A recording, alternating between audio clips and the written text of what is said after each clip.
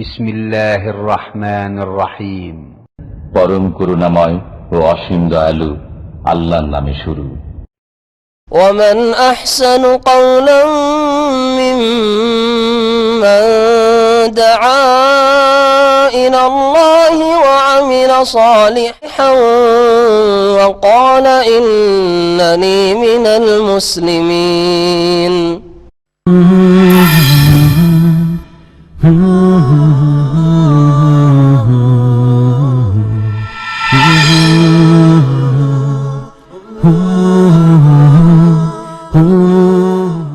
السلام عليكم ورحمة الله وبركاته.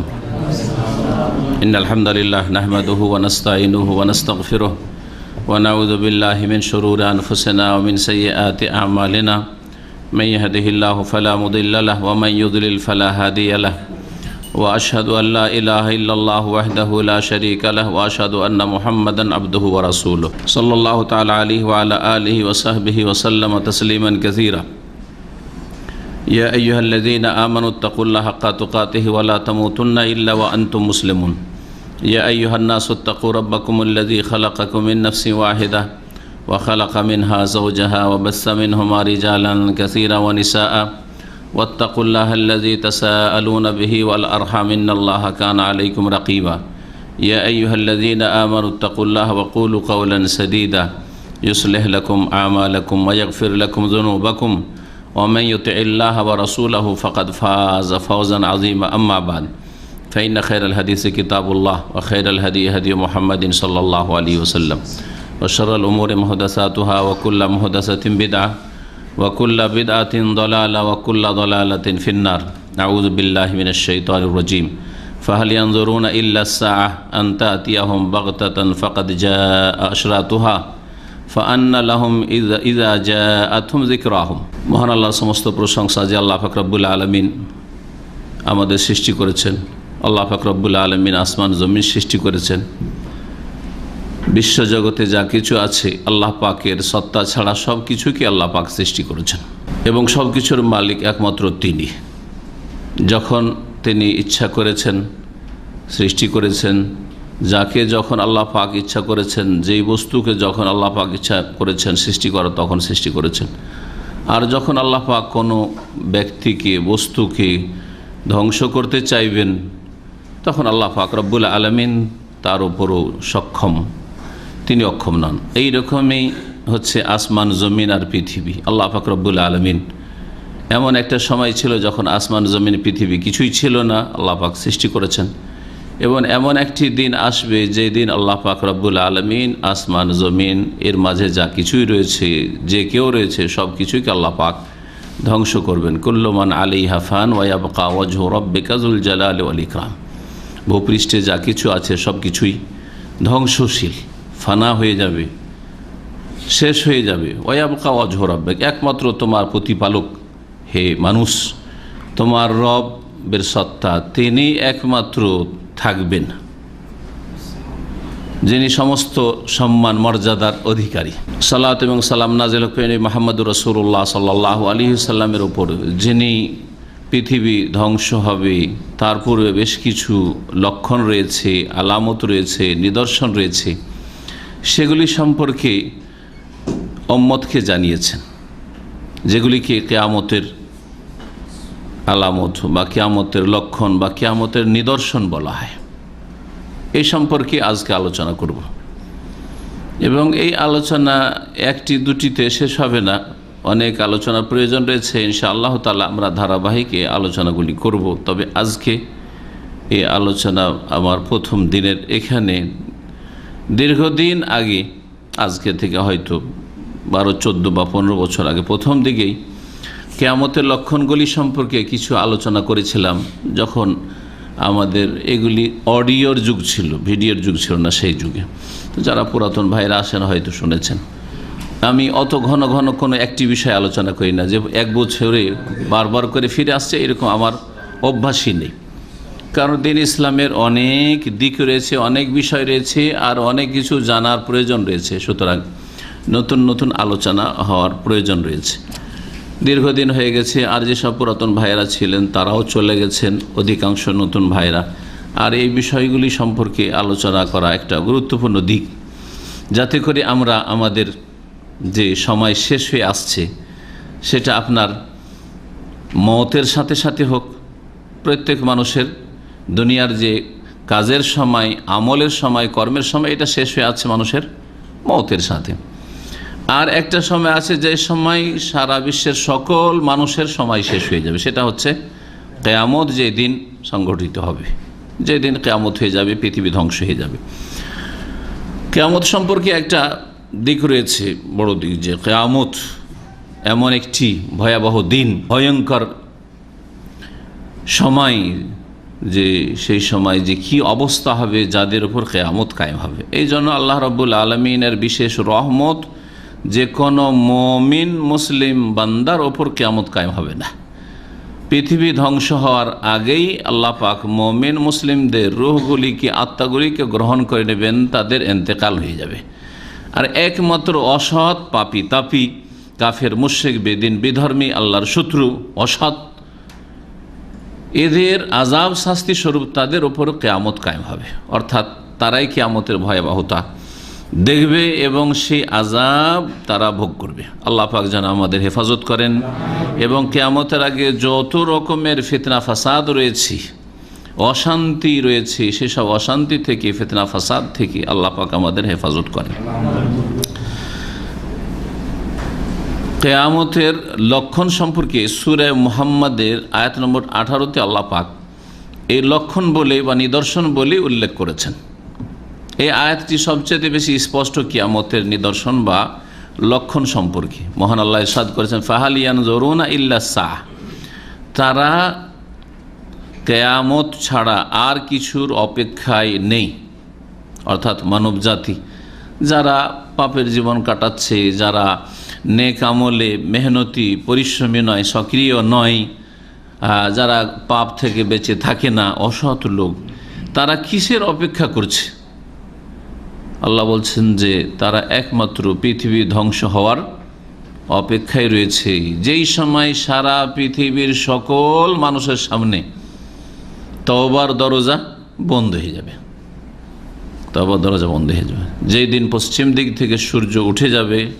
নবী কারীম সাল্লাল্লাহু আলাইহি ওয়াসাল্লাম বলেছেন, সেই দিন তওবার দরজা সকলের সামনে বন্ধ হয়ে যাবে, যত মানুষ থাকবে পৃথিবীতে, মুমিন কাফের সকলের সামনে। তার আগে যারা সংশোধন করেছে, তওবা করেছে, তারাই শুধু সংশোধিত হইতে পারবে। আর ওই সময় তওবা করলে আর তওবা কবুল হবে না। ওই রকমই যেমন ফিরআউন তার ধ্বংসের সময় যখন ডুবছিল, তওবা করেছিল, তওবার দরজা তার সামনে বন্ধ হয়ে গিয়েছিল। এইরকম প্রত্যেকের মওতের সময় যখন মৃত্যুর অবস্থাকে সে দেখে নেই, উপলব্ধি করতে পারে যে এখন আমার মওত নিশ্চিত, আল্লাহ পাকের ফেরেশতাদেরকে, মালায়েকাকে দেখে নিয়েছে যে আমার রূহ কবজ করার জন্য, আত্মা গ্রহণ করার জন্য ফেরেশতা প্রস্তুত হয়ে রয়েছে, চলে এসছে, সেই সময় তওবার দরজা বন্ধ হয়ে যায়। কারণ তখন আর ঈমান বিল গায়ব নেই, না দেখে যে বিশ্বাস, এটা হচ্ছে ঈমানের একটি গুরুত্বপূর্ণ বিশ্বাস। আপনাকে দেখিয়ে দিয়ে বিশ্বাস করে তাহলে তো সারা পৃথিবী বিশ্বাস করে নেবে। আল্লাহ যদি তার এইরকম অদৃশ্যের জগতের কিছু দেখিয়ে দেন, যেমন কবর আযাব যদি দেখিয়ে দেন, হ্যাঁ, জাহান্নামের কিছু নমুনা আল্লাহ দেখিয়ে দেন, হ্যাঁ, এইরকম ধরনের আল্লাহ রাব্বুল আলামিন তার সত্তা দেখিয়ে দেন, হ্যাঁ, তার আম্বিয়া রাসূলদের উঠিয়ে দেখিয়ে দেন, গায়ব অদৃশ্য যেগুলো, অতীতের অদৃশ্য হোক অথবা ভবিষ্যতের অদৃশ্য হোক, যদি গায়েবের কোনো কিছু আল্লাহ দেখিয়ে দেন তাহলে মানুষ বিশ্বাস করে। অসাধারণ কিছু দেখলে মানুষ নিরুপায় হয়ে বিশ্বাস করে। তো নিরুপায় হয়ে বিশ্বাস করা ঈমান নয়। এই জন্য আল্লাহ পাক কোরআনে কারিমে সূরা ফাতিহার পরেই সূরা বাকারার প্রথম দিকে বলেছেন, আল্লাযীনা ইউমিনুনা বিল গায়ব। কোরআন দ্বারা কারা হেদায়েত পাবে? আল্লাহ বলছেন মুত্তাকিন, আল্লাহ ভীরুরা। আর আল্লাহ ভীরু, তাকওয়া অর্জনকারী বা পাপমুক্ত জীবনযাপনকারী, পাপমুক্ত থাকতে চায়, ওরা কারা? প্রথম গুণ হচ্ছে, প্রথম বৈশিষ্ট্য হচ্ছে আল্লাযীনা ইউমিনুনা বিল গায়ব, যারা না দেখে বিশ্বাস করে। তো মওতের সময় দরজা বন্ধ হয়ে যায়, কিয়ামত যেদিন হবে সেই দিন দরজা বন্ধ হয়ে যাবে তওবার। কেন? কারণ তখন আর ইউমিনুনা বিল গায়ব নেই, না দেখে বিশ্বাস, দেখে বিশ্বাস করছে, দেখে শুনে বিশ্বাস করলে কাজ হবে না। আল্লাহ রাব্বুল আলামিন এ আয়তে বলছেন যে যারা অসৎ লোক তারা কি শুধু কিয়ামতের অপেক্ষায় রয়েছে? সারা জীবনটা চলে গেল 50-60 বছরের, না ঈমান আর ঈমানের দাবি, জাতিগত মুসলিম হওয়ার দাবিদার, এই ঈমানের দাবি থাকলেও না ফরজ ওয়াজিবের হেফাজত করা, না হারাম নাজায়েজ থেকে বেঁচে থাকা, তাহলে আর কিসের অপেক্ষা? আপনার সংশোধন কোথায়? আপনি হারাম কবিরা গুনাহ থেকে বাঁচেন না, আপনি ফরজ আদায় করেন না, অবৈধ কাজ থেকে আপনি নিজেকে বিরত রাখেন না, তাহলে আপনার সংশোধন কোথায়? সংশোধন তো চান না আপনি।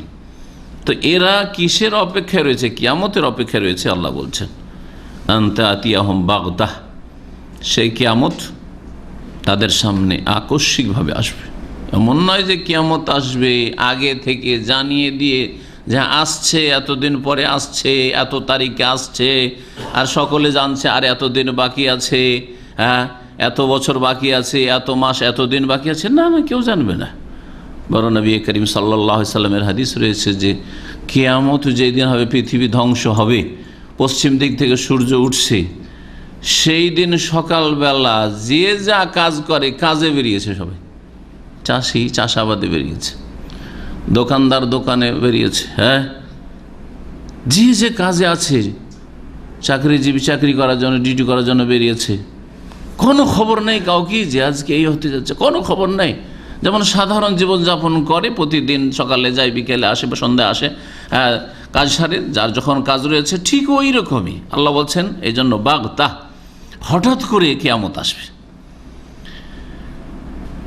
কিন্তু কিয়ামতের পূর্বে কিছু লক্ষণ রয়েছে যা দিয়ে উপলব্ধি করতে পারবে যে কিয়ামত আর বেশি দেরি নেই, কিয়ামত খুব কাছে। ফাকাদ জা আশরাতুহা, আল্লাহ বলছেন যে শুনে রাখো, কিয়ামত এখন আসেনি, কিন্তু কিয়ামতের লক্ষণগুলি চলে এসছে। কিয়ামতের লক্ষণগুলি চলে এসেছে। জি, কিয়ামতের লক্ষণগুলি সম্পর্কে প্রকাশ পাওয়ার দিক থেকে বা এসে যাওয়ার দিক থেকে ওলামারা বলেছেন 3 ভাগে বিভক্ত। কিছু কিয়ামতের নিদর্শন রয়েছে যেগুলি চলে এসছে, অলরেডি চলে এসছে, শেষ হয়ে গেছে। কিছু আছে যেগুলি এসেছে আর এখনো কন্টিনিউ চলতে আছে, এটা হচ্ছে দ্বিতীয়। আগে থেকে এসছে, আমার আপনার জন্মের আগে থেকে কিয়ামতের লক্ষণগুলি দেখা যাচ্ছে, আর এখনও চলছে। হয়তো আমরা দুনিয়া থেকে চলে যাবো, তারপরে কিয়ামতের এই লক্ষণগুলি দীর্ঘদিন আরও থাকবে। আর কিছু কিয়ামতের লক্ষণ আছে তৃতীয় রকমের, সেটা হচ্ছে যে এমন এমন লক্ষণ আছে যেগুলি এখনও আসেনি, বিগত 1400 বছরের মধ্যেও আসেনি ইসলামের ইতিহাসে, মানব জাতি দেখেনি, তার আগেও দেখেনি, আর এখনও পৃথিবীতে সেগুলি দেখা যায়নি।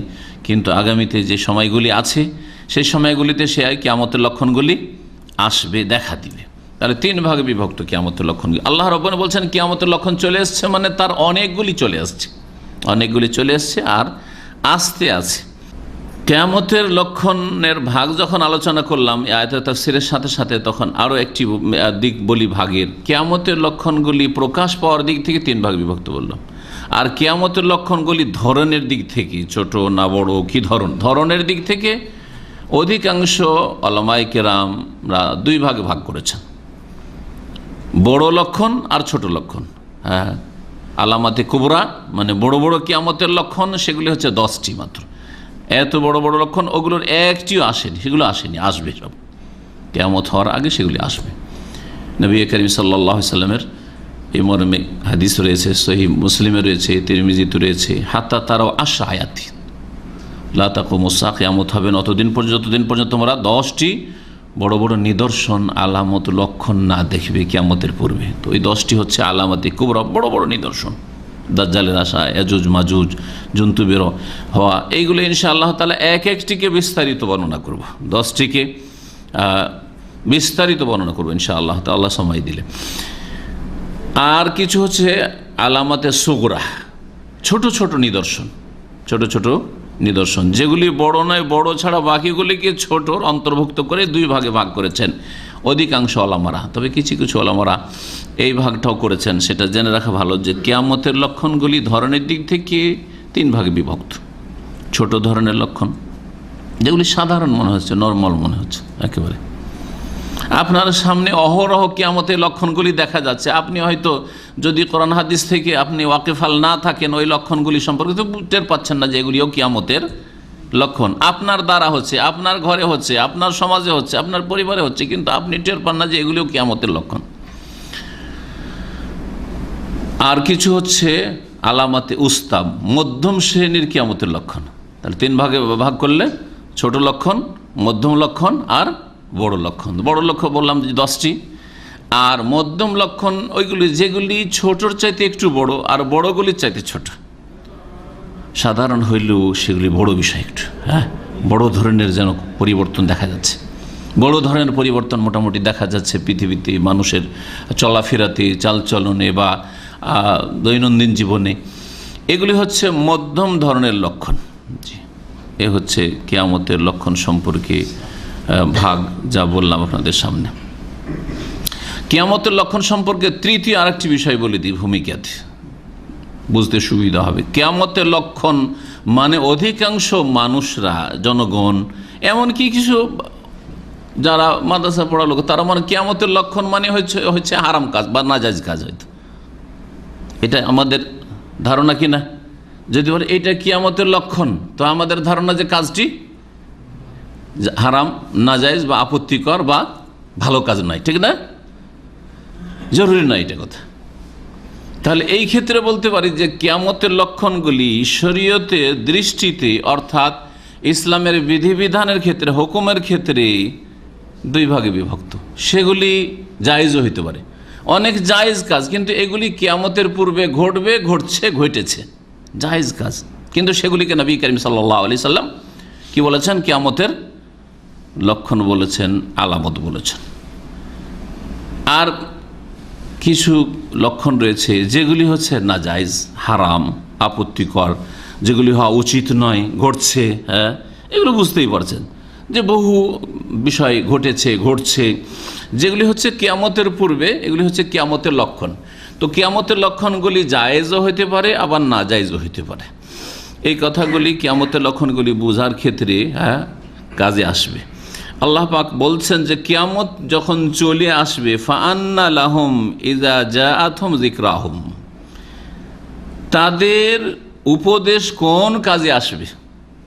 ইযা জাআতহুম, যখন কিয়ামত সংগঠিত হয়ে যাবে, যেই দিন পৃথিবী ধ্বংস হয়ে যাবে, কিয়ামত চলে আসবে, পশ্চিম দিক থেকে সূর্য উঠে যাবে, সেই দিন যদি উপদেশ গ্রহণ করে কেউ, বা কেউ কাউকে উপদেশ দেয়, কেউ কারো কাছ থেকে উপদেশ নেই যে আজকে আমি হেদায়েত হলাম, আজকে আমি এই উপদেশটি নিলাম কোরআনে কারীমের, আল্লাহ পাকের বা তার রাসূল সাল্লাল্লাহু আলাইহি সাল্লামের, বা কোনো ভালো মানুষের বাপ মায়ের ভালো উপদেশটা নিলাম, ফাআন্না লাহুম, তাদের কি কাজে আসবে এই উপদেশ? তখন আর কোনো কাজে আসবে না, আল্লাহ রাব্বুল আলামিন বলছেন। এই ছিল সূরা মুহাম্মাদের আয়াত নম্বর 18।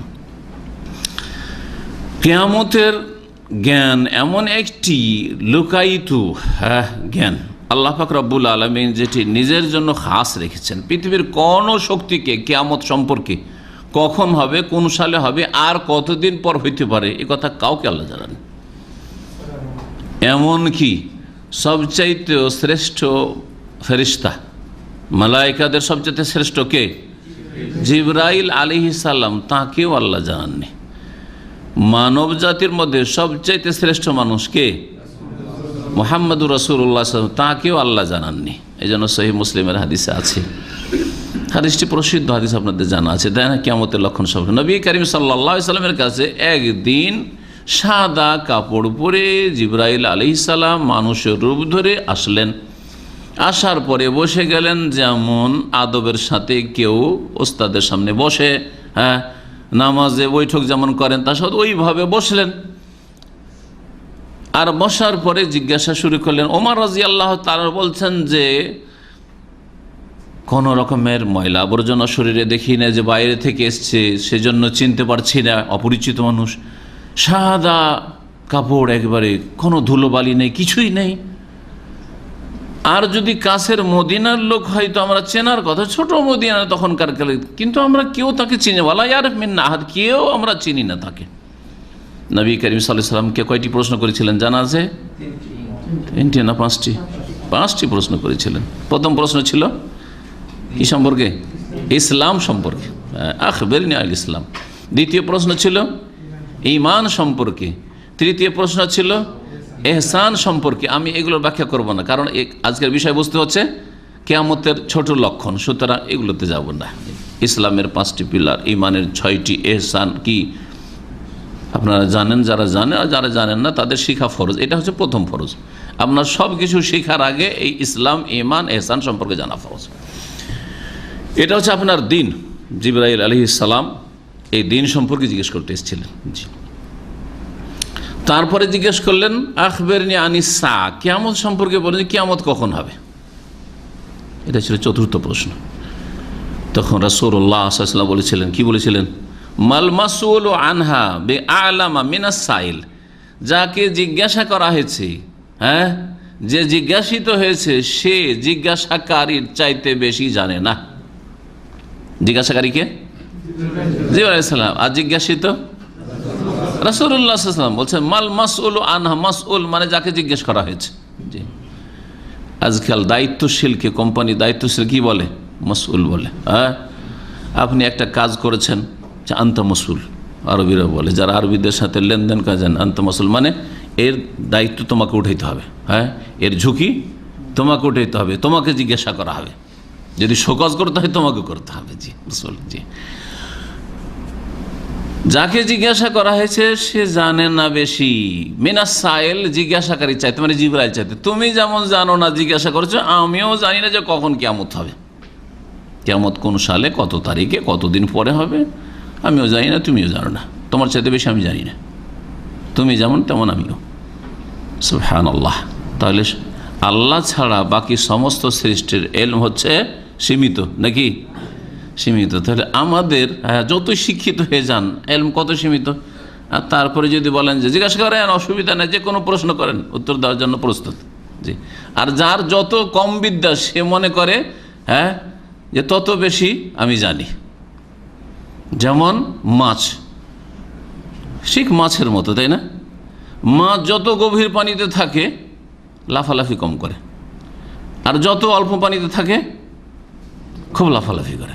রাসূলুল্লাহ সাল্লাল্লাহু আলাইহি সাল্লামকে পঞ্চম প্রশ্ন করলেন জিবরাইল আলাইহিস সালাম। প্রশ্ন কি ছিল?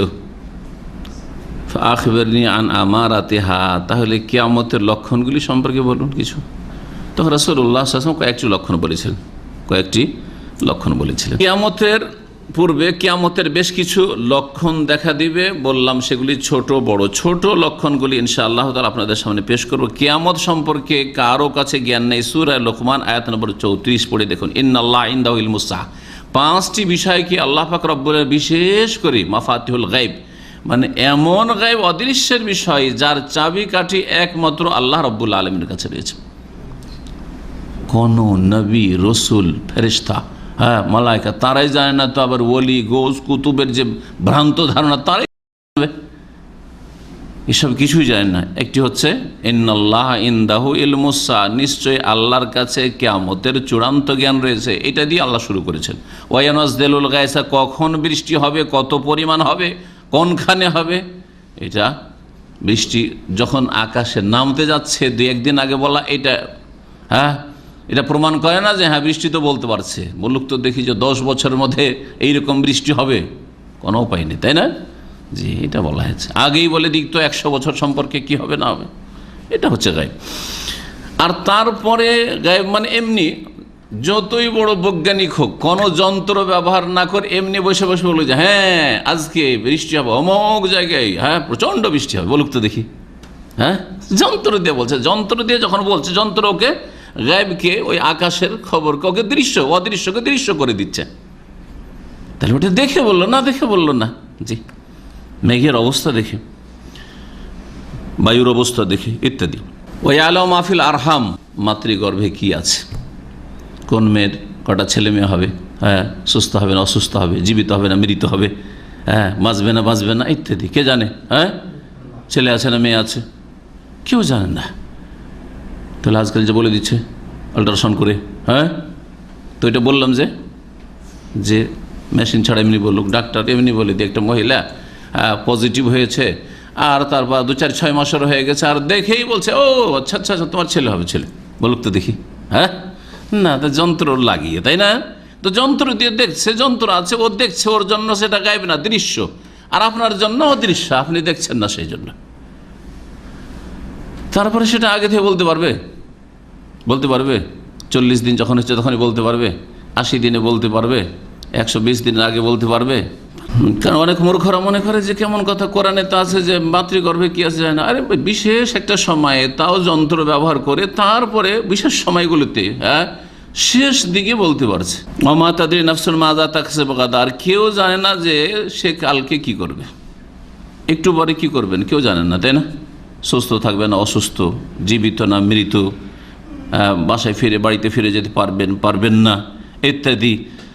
কালকে আপনি কি করবেন, এখানে থাকবেন না যাবেন, কিছু জানেন না। জি, দুঃখে থাকবেন না সুখে, কেউ জানে না। সুবহানাল্লাহ। ভালো মানুষ একজন যাচ্ছে, ও কল্পনাও করতে পারেনি যে আমি এইরকম বিপদে পড়ে যাব, এমন বিপদে পড়ে গেল যে শেষ সর্বনাশ, হয় জীবনটাই গেল, আর না হলে জেলখানায় পৌঁছে গেল। ও কল্পনাও করতে পারেনি, হতে পারে না। ওমা তাদরি নাফসুন বিআইয়ি আরদিন তামুত, আর কোনো মানুষ জানে না যে কোথায়, হ্যাঁ, মৃত্যু হবে। সুবহানাল্লাহ। সারা জীবন যেখানে কাটালেন, হ্যাঁ, আর জীবনে কল্পনা করেননি যে আমি অমুক জায়গায় যাবার, ওখানে গিয়ে মত হবে। একদিন কিছুক্ষণের জন্য ওখানে গেছেন, সেই দিনই মত হয়ে গেছে। ওখানে আপনার মত আছে, আপনার, হ্যাঁ, তাকদীর টেনে নিয়ে গেছে আপনাকে। এগুলি হচ্ছে মাফাতিহুল গায়ব। নবী করিম সাল্লাল্লাহু আলাইহি ওয়াসাল্লাম বলেছেন ঈমানের যে 6টি স্তম্ভ রয়েছে, তার একটি হচ্ছে আল ঈমান বিল ইয়াউমিল আখির, পরকালকে বিশ্বাস করা। আর পরকাল শুরু হবে কখন? যখন, হ্যাঁ, পৃথিবী ধ্বংস হয়ে যাবে, কিয়ামত হবে, তখন। এই কিয়ামত হওয়া হচ্ছে ঈমানের একটি রুকন, এই কিয়ামতকে বিশ্বাস করা। কিয়ামতের পূর্বে যেসব লক্ষণ রয়েছে, যেমন কিয়ামত সম্পর্কে কল্পিত কথা বলা, খেয়াল খুশি কথা বলা, যে 60-70 বছর পরে দেখবেন পৃথিবী ধ্বংস হয়ে যাবে। একজন বক্তা বলছে যে আমি আপনাদেরকে বলছি যে দেখবেন 60-70 বছরের বেশি আর পৃথিবী থাকবে না। কোত্থেকে জানলেন? আত্তালা আল গাইব, আল্লাহ কোরআনে বলছেন গাইবকে কি উঁকি মেরে দেখেছে এরকম করে নাকি? আমি ইত্তাখাযা ইনদার রহমানে আহাদান, আল্লাহর কাছ থেকে প্রতিশ্রুতি নিয়ে এসেছি তোকে শুধু জানিয়ে দেবো, কোরআনে আল্লাহ বলছেন। হ্যাঁ, কেমন করে জানলো আর কেমন করে এবার দেখলো? এগুলো গুমরাহি। আসলে কিছু সহি আকীদার কথা বলি, আর তার সাথে এরকম গুমরাহি কথা বলে, আর তাদেরকে সহি আকীদার আলেম বলে একবার প্রচার করে। এক শ্রেণীর লোকেরা মোটা খায় মোটা বুঝে।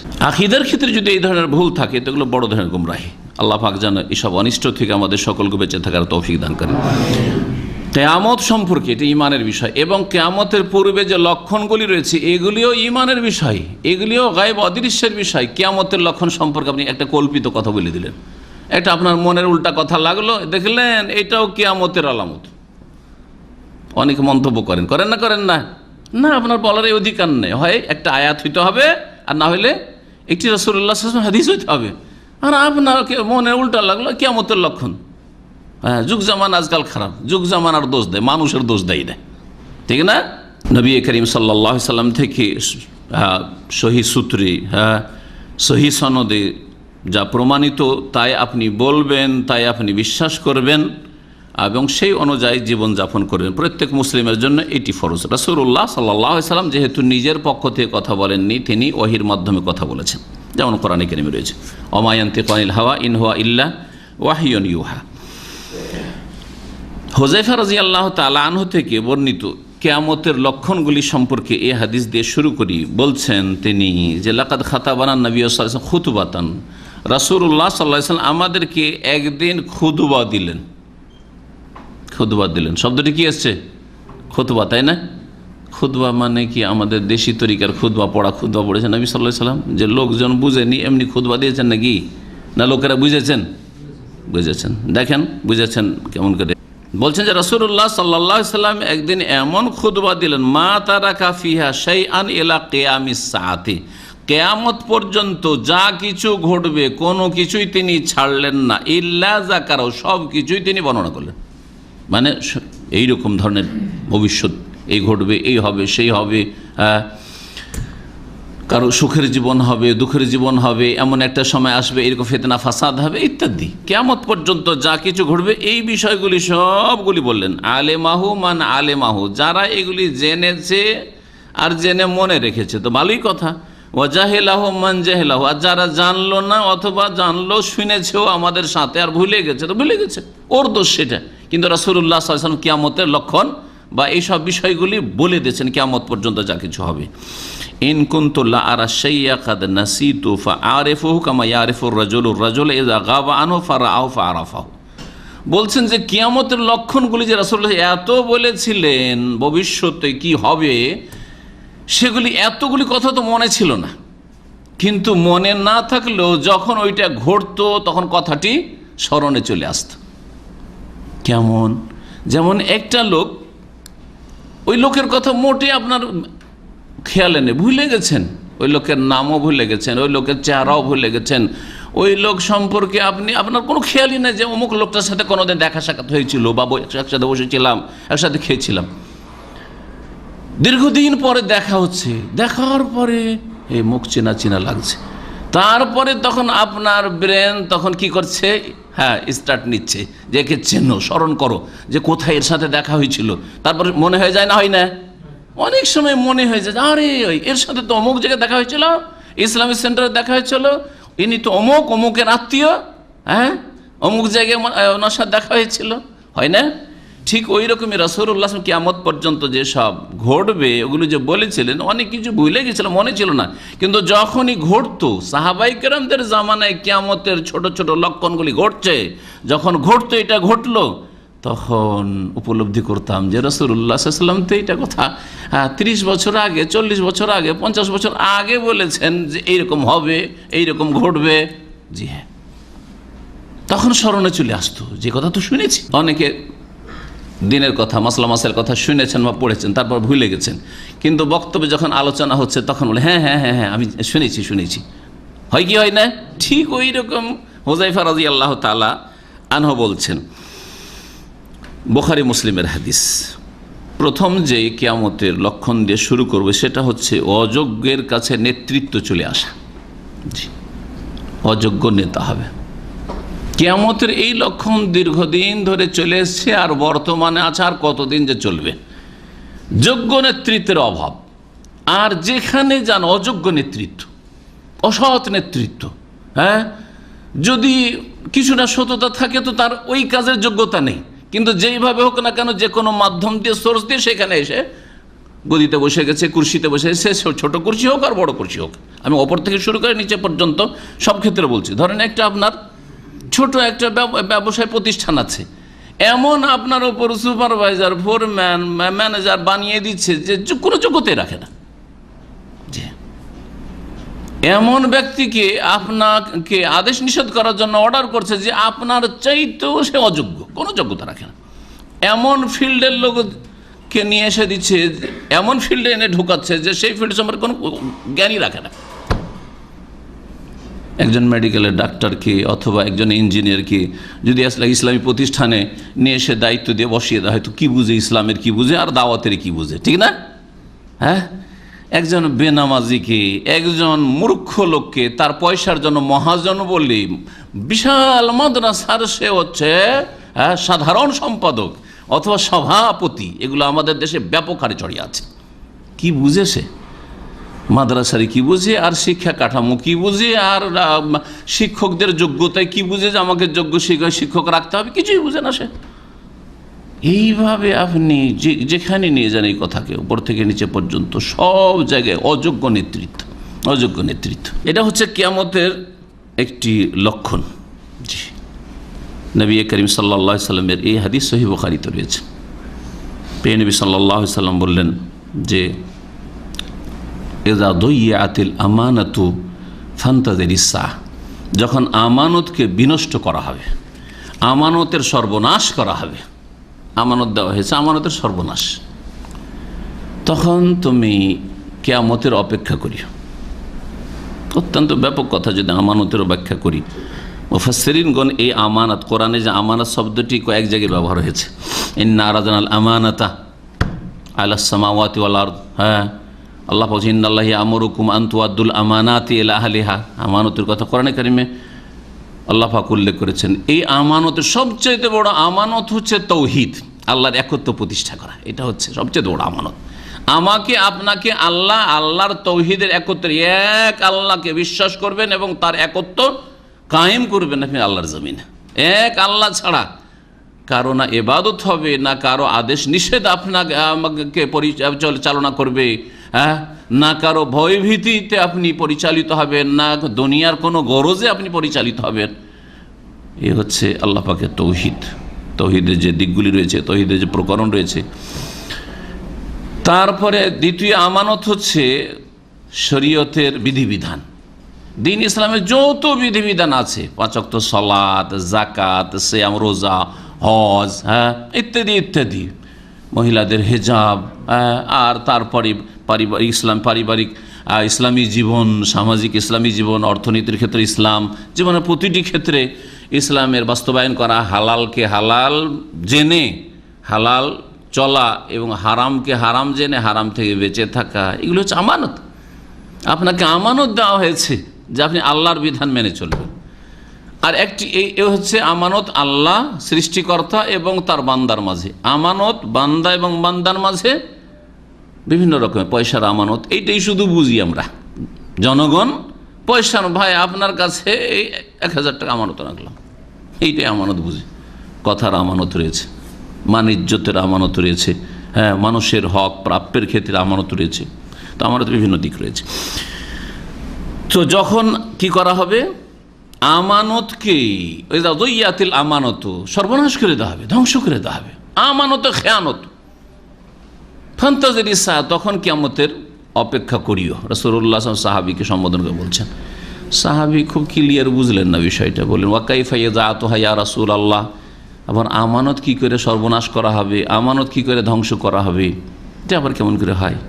রাসূলুল্লাহ বলেছেন ইজা উসসিদাল আমরু, একটি কথা দিয়ে এই কথাটিকে বুঝিয়েছেন, ইজা উসসিদাল আমরু ইলা গায়রি আহলিহি ফান্তাজির ইসা, যখন অযোগ্যকে, যে যেই কাজের ঢং রাখে না, যোগ্যতা রাখে না, তাকে যখন সেই কাজের দায়িত্ব দেওয়া হবে, সেই গুরুভার যখন তার ওপর ন্যস্ত করা হবে, ফান্তাজির ইসা, তখন কিয়ামতের অপেক্ষা করিও। অযোগ্যকে যখন মালিকানা দেওয়া হবে, ফান্তাজির ইসা, স্বামী অযোগ্য স্ত্রীকে মুসলিম রাখবে, ইসলামী জীবন তার তৈরি করবে, অযোগ্য স্বামী, স্ত্রী অযোগ্য ছেলে মেয়ের প্রতিপালনের, জি হ্যাঁ, আর ছেলে মেয়েদের মা বানিয়ে দিয়ে, আর ছেলে মেয়েদের শুধু পেটে খেতে দেওয়া আর কাপড় চোপড় দেওয়া আর বাহ্যিক পরিচর্যা, এইটুকু বুঝে, না ইমান, না আখেরাত, না নামাজ, না দিন, না আখলাক, না কিছুই না। জি, মোবাইল ধরিয়ে দিল, ইন্টারনেট ধরিয়ে দিল, আর যা ইচ্ছা তাই দেখো, যা ইচ্ছা তাই বলো, যা ইচ্ছা তাই করো। জি হ্যাঁ, ব্যাস। আজকাল অধিকাংশ বাপ মা কি মনে করে যে ছেলেকে ভালো খেতে দিচ্ছি, হ্যাঁ, ভালো পোশাক দিচ্ছি, আর ভালো চিকিৎসা দিচ্ছি, আর পরিচর্যা করছি, আর লেখাপড়া দিচ্ছি, বাস। কারণ যেই লেখাপড়া দিয়ে ইনকাম হবে সেই লেখাপড়া দিচ্ছি। জি, না আল্লাহর সাথে সম্পর্ক, না পরকালের জন্য চিন্তাশীল, না তারাই চিন্তাশীল, না ছেলে মেয়েকে চিন্তাশীল করলো, তাহলে অযোগ্য বাপ, অযোগ্য মা। তো আমানত খেয়ানত না, এই ছেলে মেয়ে আমানত আপনার। অত বড় নেতৃত্বের না গিয়ে ঘরের নেতৃত্বের খোঁজ নেন। আপনি একজন নেতা, আপনি নিজের খোঁজ নেন। আপনার স্ত্রী একজন নেত্রী, আপনার স্ত্রীর খোঁজ নেন আপনি। জি, আপনার ছোট একটা ক্ষুদ্র প্রতিষ্ঠান রয়েছে আর আপনি 5 জনের মালিকানা করেন, হ্যাঁ, সেই ক্ষেত্রে আপনি কতটা যোগ্যতা রাখেন, হ্যাঁ, নাকি জুলুম অত্যাচার করেন, খেয়ানত করেন, ইত্যাদি ইত্যাদি। যখন অযোগ্যকে নেতৃত্ব দেওয়া হবে, আজকে মুসলিমদের সর্বস্তরে অযোগ্য নেতৃত্বের কারণেই মুসলিম উম্মাহ এত নিম্নে পৌঁছে গেছে। সুবহানাল্লাহ। সংখ্যার দিক থেকে মুসলিমদের সংখ্যা এখন 2 নম্বর থেকে 1 নম্বর দিকে যাচ্ছে, কম্পিটিশনে চলছে। কারণ কাফের বাচ্চা কম নেই, আর মুসলিমরা বলছে তোরা বেশি বাচ্চা নিস না, তোরা বেড়ে যাবে, আমরা যে কমে যাব। সেজন্য মুসলিম দেশে শুধু জন্ম নিয়ন্ত্রণ, কাফের দেশে জন্ম নিয়ন্ত্রণ নেই। মুসলিম দেশেই অসৎ মুসলিম, এরা মুসলিম দেশেই শুধু সমস্যা। বেশি বাচ্চা হলে স্কুলে ভর্তি চলবে না, হ্যাঁ, বেশি বাচ্চা হলে এই ফ্যাসিলিটি থেকে বঞ্চিত থাকতে হবে। আর কাফের দেশগুলিতে, বিশেষ করে পশ্চিমা দেশগুলিতে, বেশি বাচ্চা তোমরা নাও, কারণ জেনারেশন শেষ হতে যাচ্ছে, দেশকে কে আবাদ করবে, ইত্যাদি ইত্যাদি। তাদেরকে বেশি বাচ্চা নিতে বলা হচ্ছে। বুঝতে পারছেন তো যে কি ষড়যন্ত্র মুসলিম জাতি সম্পর্কে ইসলামের শত্রুদের চলছে। নবী করিম সাল্লাল্লাহু আলাইহি ওয়াসাল্লাম বলছেন, ইযা উসসাদাল আমরু ইলা গায়রি আহলি ফান্তাজির ইসা, যখন অযোগ্যকে নেতৃত্ব দেওয়া হবে তখন কিয়ামতের অপেক্ষা করিও। কিয়ামতের এই লক্ষণ খুব একটি গুরুত্বপূর্ণ লক্ষণ, মধ্যম শ্রেণীর লক্ষণ। সুবহানাল্লাহ, এই অযোগ্য নেতৃত্ব। রাসূলুল্লাহ সাল্লাল্লাহু আলাইহি ওয়াসাল্লাম, সাহাবায়ে কেরাম, খোলাফায়ে রাশিদিন, আর তারপরে কিছুদিন পরে শুরু হয়ে গেছে যোগ্য ব্যক্তি থাকতে, যে কোনোভাবে হোক না কেন অযোগ্য নেতৃত্ব আসার কারণে মুসলিম জাতির অধঃপতন ধীরে ধীরে এই হতে হতে এতদূর পৌঁছেছে। মুসলিম জাতির নেতৃত্ব এমন লোক দিচ্ছে ইসলাম সম্পর্কে কিছুই জানে না, জি, ঈমান সম্পর্কে কিছুই জানে না, জাতির হিতাকাঙ্ক্ষী হওয়ার তরিকা কি, ইসলাম কি শিখেছে, রাসূলুল্লাহ সাল্লাল্লাহু আলাইহি ওয়াসাল্লাম কি শিখিয়েছেন, কিছুই জানে না। সুবহানাল্লাহ, তাহলে কি করে মুসলিম জাতি উপরে উঠবে? 2 নম্বর কিয়ামতের লক্ষণ হচ্ছে যে ইসলাম সম্পর্কে জ্ঞান কমে আসবে আর অজ্ঞতা বৃদ্ধি পাবে। একেবারে ব্যাপক হারে এই কিয়ামতের লক্ষণ দেখা যাচ্ছে। নবী করিম সাল্লাল্লাহু আলাইহি ওয়াসাল্লাম বলেছেন, ইন্না মিন আশরাতিস সাআ, কিয়ামতের লক্ষণগুলির একটি লক্ষণ হচ্ছে আইয়ুরফাল ইলমু, ইলম উঠিয়ে নেওয়া হবে। বড় বড় আলেমরা দুনিয়া থেকে বিদায় নেবে, ইন্তেকাল করবে, ওই শূন্য স্থান পূরণ হবে না। চোখের সামনে দেখতে পাচ্ছেন, যদি আপনারা না পান তো আমি দেখিয়ে দিচ্ছি। পৃথিবীর মধ্যে 3 জন সবচেয়ে বড় আলেম ছিলেন এই যুগে, আল্লামা শেখ আব্দুল আজিজ বিন বাজ রাহিমাহুল্লাহ, আল্লামা শেখ মোহাম্মদ নাসিরউদ্দিন আলবানী আর আল্লামা শেখ মোহাম্মদ বিন সালেহ উসাইমিন। এই 3 জনের ইন্তেকাল আজকে থেকে 20 বছরের মধ্যে 3 জনের ইন্তেকাল, গত 20 বছরের মধ্যে। তাদের শূন্য স্থানকে পূরণ হয়েছে মোটেই না, আর পূরণ যে হবে নিরাশ হওয়ার কিছু নেই আল্লাহ পাকের রহমত থেকে। তবে নবী সাল্লাল্লাহু আলাইহি ওয়াসাল্লামের যে ভবিষ্যৎবাণী যে এলম উঠে যাবে, আর এলম কিভাবে উঠবে, যে আমি লেখাপড়া অনেক করলাম ইসলাম সম্পর্কে, আর অনেক জ্ঞান অর্জন করলাম, অনেক কিছু মুখস্থ করলাম, আর হঠাৎ করে রাতে শুয়েছি সকালে ভুলে গেছি, এরকম হবে না। জি হ্যাঁ, ইন্নাল্লাহ লা ইয়াকবিজুল ইলমা ইনতিজাআন ইয়ানতাজিহু মিনাল ইবাদ, সহিহ বুখারীর হাদিস রয়েছে। আল্লাহ পাক রব্বুল আলামিন মানুষের এলমকে, জ্ঞানকে ছিনিয়ে নেবেন না, যে মগজে আছে আর হঠাৎ করে ভুলে গেছে, না, এরকম হবে না। ওয়ালাকিন ইয়াকবিজুল ইলমা বিকাবজিল উলামা, তবে আল্লাহ পাক রব্বুল আলামিন দ্বীন সম্পর্কে জ্ঞান মানুষের কাছ থেকে উঠিয়ে নেবেন, কেড়ে নেবেন, বিকাবজিল উলামা, উলামাগুলিকে কবজ করে, উলামাগুলির আত্মাগুলি গ্রহণ করে, উলামাগুলির ইন্তেকালের মাধ্যমে। হাত্তা ইযা লাম ইয়াবকা আলিমুন, এমন একটা সময় আসবে যে কোনো ভালো আলিম কোরআন সুন্নাহ বুঝে আর কোরআন সুন্নাহর দলিল দিয়ে সে আপনাকে দিক নির্দেশনা দিতে পারবে, হেদায়েত দিতে পারবে, দেখাতে পারবে, এরকম লোক কেউ থাকবে না। মসজিদের মোল্লা ঠিক করে নামাজটা পড়াইতে যায় না, সহি নামাজ, সেই ফতোয়া দিচ্ছে। শিরক আর বিদআতে ভরা ধর্ম, জি, ভুল ফতোয়া, খেয়াল খুশি ধর্ম। আজকাল ইন্টারনেটের যুগে আর এইসব যে মাধ্যমগুলি রয়েছে এগুলির যুগে সবাই মুফতি সেজে বসে আছে, যে আরবির তরজমা করতে পারবে না, নিজেই শেখ লিখছে, সে মুফতি, শেখ আর মুফতি হয়ে বসে আছে। অথচ আরবি তরজমা করতে পারে, যে আরবি তরজমা করতে পারে তার অধিকারটা কি করে সে জবাব দিবে? কোরআন এবং হাদিস হচ্ছে আপনার দিন সম্পর্কে জানার আর জানাবার উৎস, তো উৎসই তো বুঝে না আরবি ভাষা, কোত্থেকে উত্তর দেবে? বাংলা পড়ে, ইংলিশ পড়ে, উর্দু পড়ে? না, উচিত নাই মোটেই। হাত্তা ইযা লাম ইয়াবকা আলিমুন, আলেম যখন শেষ হয়ে যাবে, ইত্তাখাযান নাসু রুউসান জুহালা, তখন মানুষদের তো সমাধান চাই, ঠিক না? আপনার ফতোয়া লাগবে, ফতোয়া চাইতে হবে, ভালো আলেম নাই, কি করবেন? আরে একজন পেলেই হবে, চলে ইমাম সাহেবের কাছে যায়, ইমাম সাহেব একটা ফতোয়া দেন, ও দেখবে যে খালি হাতে ফিরাবো কি করে, মানে ইজ্জতের বিষয়, প্রশ্ন ইজ্জতের, প্রশ্ন চাকরি যাওয়ার, অনেক সময় চাকরি যদি ওদের হাতে থাকে তো, আর না হলে মান সম্মানের ব্যাপার মনে করে নিয়েছে, কারণ দিন তো কমজোর, সততা নেই, তারপরে আল্লাহর ভয় নেই, যে আমি না জেনে অনুমান ভিত্তিক এরকম খেয়াল খুশি ফতোয়া দিব, যদি ভুল হয় তো আমি তো জাহান্নামে যাবো, ওইটা ভয় নেই, যার ফলে খালি হাতে ফিরাবে না, যে যা আসছে ফতোয়া দিয়ে যাচ্ছে। ইত্তাখাযান নাসু রুউসান জুহালা, নেতা বানাবে, ধর্মীয় নেতা, দুনিয়ার নেতা, এমন যারা জহাল, কিছু জানে ইসলাম সম্পর্কে। ফাফতাউ বিগাইরি ইলম, না জেনে ফতোয়া দিবে, ফাদাল্লু ওয়া আদাল্লু, নিজেরাও পথভ্রষ্ট হবে, ওরা ফতোয়া দিয়ে এই নিম্মল্লাগুলি, আর অন্যদেরকেও পথভ্রষ্ট করবে, অন্যদেরকে পথভ্রষ্ট। বিশাল বলছেন যে এলম উঠে যাবে, ওয়াজহারুল জাহল অজ্ঞতা বিরাজ করবে, ওয়াফশু জেনা আর জেনা ব্যভিচার ব্যাপক আকার ধারণ করবে, এটি একটি লক্ষ্য। আর সুবহানাল্লাহ, জেনা ব্যভিচার এমন ব্যাপক আকার ধারণ করেছে বিভিন্ন তরিকাতে, যে সুবহানাল্লাহিল আযীম, যাদের সূক্ষ্ম অনুভূতি নেই এবং ঈমান নেই, আর ঈমানি গায়রাত, আত্মমর্যাদা, আত্মসম্ভ্রম নেই, জি বেগাইরাত হয়ে গেছে। তাদের মেয়েরা কলেজ ইউনিভার্সিটিতে যাচ্ছে বন্ধুদের সাথে, কোনো ব্যাপার না, হ্যাঁ সিনেমায় যাচ্ছে, হ্যাঁ কেনাকাটায় যাচ্ছে, কোথায় যাচ্ছে, কোথায় থাকছে, কার সাথে যোগাযোগ রাখে, কোনো খবর রাখে না। জি, মাধ্যমিক থেকে আজকাল যুবক যুবতীদের প্রেমের খেলা শুরু হয়ে গেছে। জি, জেনা, এগুলো হচ্ছে জেনার রাস্তা। জেনার রাস্তাকে আবার প্রশস্ত করে দেওয়া হয়েছে, প্রশস্ত করে দেওয়া হয়েছে। আর কি হবে? তুশরাবুল খামর, আর মদ পান বেশি হয়ে যাবে। মদ আজকাল ফ্লাইটগুলিতে, আল্লাহ না করি সব ফ্লাইটে চাপতে হয়, কিন্তু সৌদি আরবের ফ্লাইট ছাড়া বাকি ফ্লাইট আমি জানি না যে মদ মুক্ত আছে, কারণ বেশ কিছু ফ্লাইটে গিয়ে দেখলাম বিভিন্ন দেশে, আল্লাহ হেফাজত করে। এমনকি আপনার পাশে মদ খাচ্ছে, আপনার বলার ক্ষমতা নেই যে তুমি খেও না।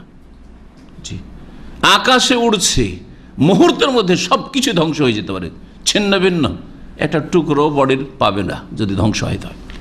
সেখানে মদ খাচ্ছে, পাপ করছে, কত রকমের যে পাপ করছে। সামান্যতম যদি ঈমান থাকতো তাহলে অন্তত মুসলিম দেশের ফ্লাইটগুলি এরকম হতো না, কাফেররা করতে পারে। আর মুসলিম দেশগুলি যদি একটু এরকম হয়ে যেত তাহলে মুসলিম যাত্রীদেরকে ওই কাফেরদের ফ্লাইটে চাপতে হইতো না। আল্লাহ পাক যেন আমাদের সংশোধন করা তৌফিক দান করেন। ওয়াযহাবুর রিজাল, আর পুরুষদের সংখ্যা কমে আসবে। দেখছেন আজকাল এত যুদ্ধ হচ্ছে, অধিকাংশ কারা মারা যাচ্ছে? পুরুষরাই মারা যাচ্ছে যুদ্ধে, পুরুষরাই মারা যাবে। ওয়াতাবখান নিসা, মহিলাদের সংখ্যা বেশি হয়ে যাবে। পৃথিবীতে প্রতিটি দেশে মহিলাদের সংখ্যা বেশি, এটা জানেন তো আপনারা, তাই না? প্রত্যেক দেশে নারীদের সংখ্যা বেশি। এটা শুরু হয়ে গেছে কিয়ামতুল, এখন শুরু হয়েছে, এখনো বাকি আছে। হাত্তা ইয়াকুনা লি খামসিনা ইমরাতান কাইয়্যিমুন ওয়াহিদ, 50টি মহিলা, হ্যাঁ, তাদের দেখাশোনার জন্য কোনো পুরুষ নাই, একজন পুরুষ ছাড়া। একজন ব্যক্তি তার মা, বোন, খালা, ফুফু, চাচাতো বোন, মামাতো বোন, খালাতো বোন, ওই শ্বশুর বাড়ির স্ত্রীর বোনের আছে, সব গোটা গোষ্ঠীকে দেখতে হচ্ছে তাকে, ওদের দেখাশোনার কোনো পুরুষ নেই, একজন। সুবহানাল্লাহ, এই অবস্থা। বুখারী মুসলিমের হাদিস।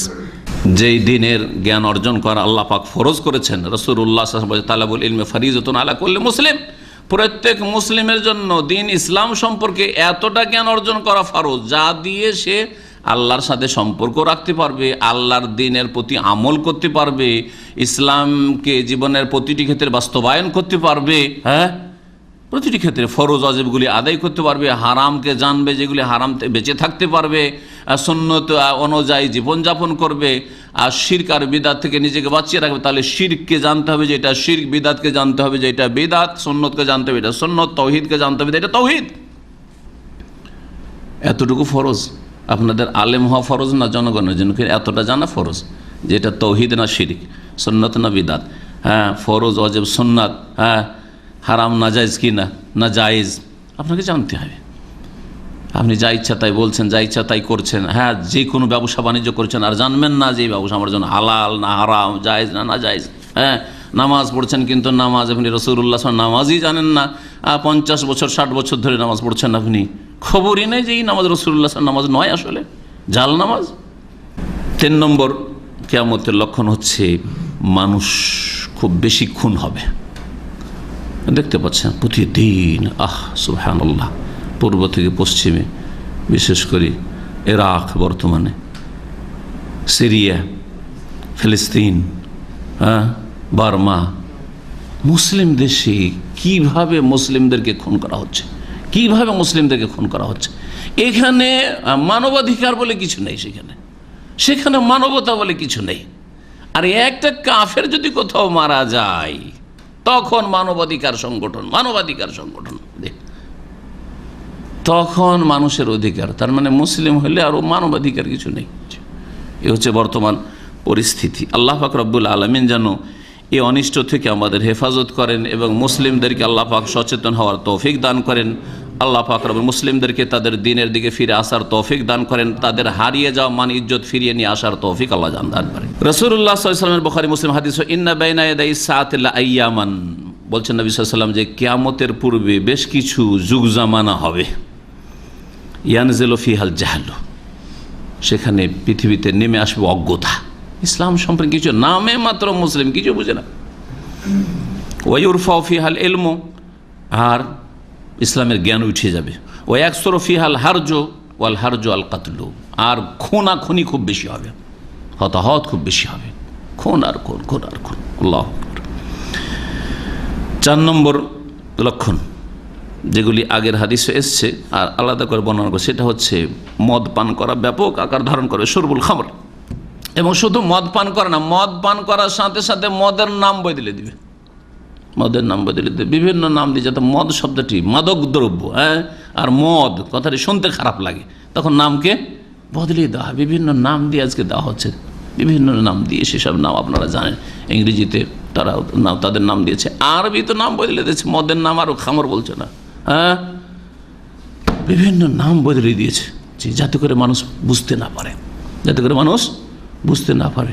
জি, শুধু মদের নয়, সুদী ব্যাংক যাতে বুঝতে না পারে সেজন্য নাম বদলে দিয়েছে, শর্ট ফর্ম। সাধারণ মানুষ বুঝে না যে এটা অমুক ব্যাংক, অমুক দেশের ব্যাংক, আর এটা অমুক ব্যাংক, শুধু বুঝেই না। এটা সমাজের কয়টা লোক বুঝে? 10 জন বুঝে না এই ব্যাংকটা অমুক ব্যাংক, আর এই ব্যাংকে এই সব আছে, কিছুই বুঝে না। বিভিন্ন হারাম বিষয়গুলির, হারাম বস্তুগুলির নাম বদলে দিবে, হারাম বস্তুর নাম বদলে দিবে, তারপরে সেটা ব্যবহার করবে। দেখেন আজকাল, বেশ্যাকে বেশ্যা বলা নিষিদ্ধ নাকি? আরে মুসলিম দেশ, ও মেলা মুসলিম দেশ যেখানে বেশ্যাখানা আছে, বলছে বেশ্যাকে বেশ্যা বলা যাবে না, আপনি মানহানি করছেন, মানবাধিকার লঙ্ঘন করে দিলেন। আপনি মুসলিম খুন করেন, অসুবিধা নেই, কিন্তু বেশ্যাকে বেশ্যা কেন দিলেন? মানবাধিকার লঙ্ঘন করলেন। তাহলে কি বলতে হবে জানেন? শুনেছেন আজকাল নতুন নাম আপনাদের বাংলা পত্রিকাগুলিতে আছে, বাংলাদেশের পত্রিকা পড়ে দেখেন, যৌনকর্মী বলতে হবে। যৌনকর্মী, ওরা যৌনের কাজ করছে, আপনি টেকনিক্যাল কাজ করছেন, কম্পিউটার কর্মী, আর কেউ আপনার সেলাই মেশিন কর্মী, হচ্ছে যৌনকর্মী। দেখছেন না কত সুন্দর নাম, চমৎকার নাম। জি হ্যাঁ, মুসনাদ আহমদে নাসাইতে রয়েছে যে মানুষ মদ পান করবে, মদের নাম বদলে দিবে, হারাম ব্যবহার করবে, হারাম বস্তুর নাম বদলে দিবে, যাতে করে হারাম না বুঝতে পারে মানুষ, আর খারাপ না লাগে, খারাপ না লাগে। 5 নম্বর লক্ষণ হচ্ছে যে ব্যভিচার খুব ব্যাপক আকার ধারণ করবে, আর ব্যভিচারের যে সব মাধ্যম রয়েছে, যে সব রাস্তা দিয়ে ব্যভিচার হইতে পারে, সেই রাস্তাগুলি একবার ওপেন হয়ে যাবে, প্রশস্ত হয়ে যাবে। ব্যভিচার হয় কোন কোন রাস্তা দিয়ে? নির্জনতা দিয়ে, নির্জনতা দিয়ে। আজকাল যুবতী মেয়েদেরকে টিউশন পড়াবার জন্য যুবক মাস্টার, পুরুষ মাস্টার দিয়ে টিউশন পড়াচ্ছে। এটা জেনার রাস্তা নয়? অবশ্যই জেনার রাস্তা, অবশ্যই জেনার রাস্তা।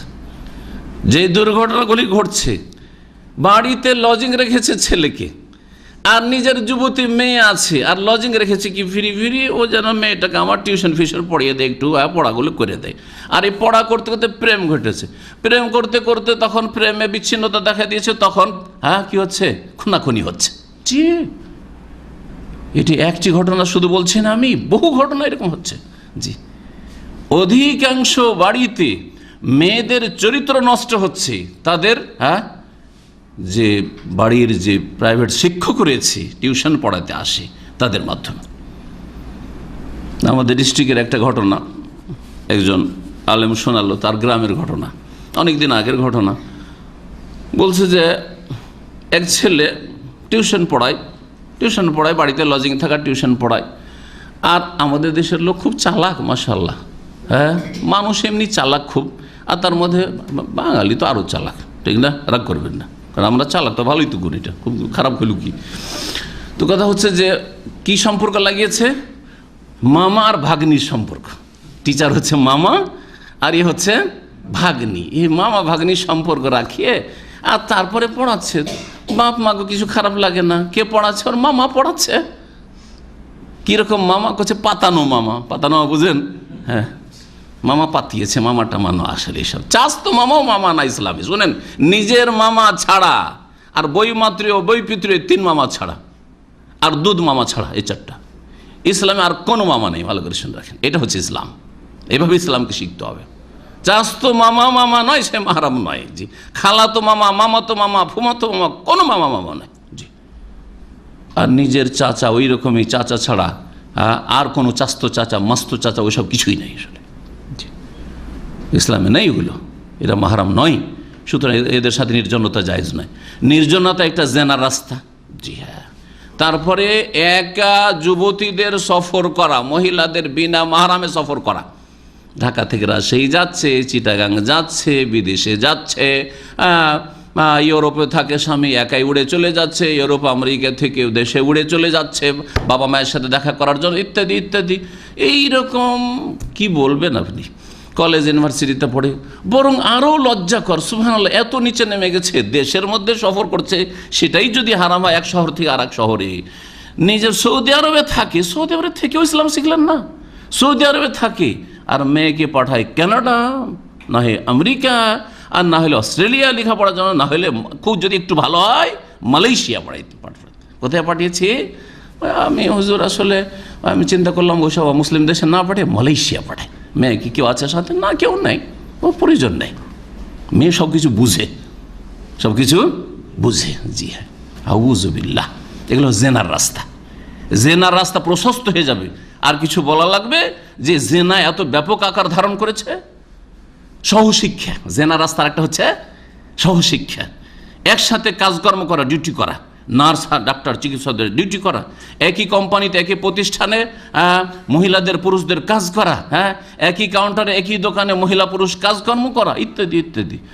মহিলাদের একাই যেখানে সেখানে বেরিয়ে যাচ্ছে, কেনাকাটা করছে, স্বামী কাপুরুষের মতো গাড়িতে বসে আছে, আর না হলে বাড়িতে বসে আছে, আর না হলে নিজের অফিসে বসে আছে, কি কি লাগবে তুমি কিনে নাও, যাও, এক এক কেনাকাটা করছে, ওর মাধ্যমে সব কিছু হচ্ছে। এক বড় রাজধানীর ঘটনা, কোন এক দেশের ভালো ধার্মিক লোক একজন আলেম, তার মেয়েরা নিজেরাই বাজার করে বেড়ায়। শুন, আলেমের বাড়িতে যদি এইরকম হয়ে যেতে পারে, তাহলে সাধারণ লোকের বাড়িতে কি না হইতে পারে। মেয়েরা একে একে বাজার করে বেড়ায়। এই বাজার করতে করতে দেখেন, যখন মানুষ যুবক যুবতী হয় তখন একের অপরের দিকে আকর্ষণ হয়, এটাকে থামাতে পারবেন না। এটা আপনারও আছে, আমারও আছে, আপনার বাড়ির মহিলাদেরও আছে, আর আমারও আছে, সকলের আছে, আছে না নেই? এটা আল্লাহ সৃষ্টি করে দিয়েছেন।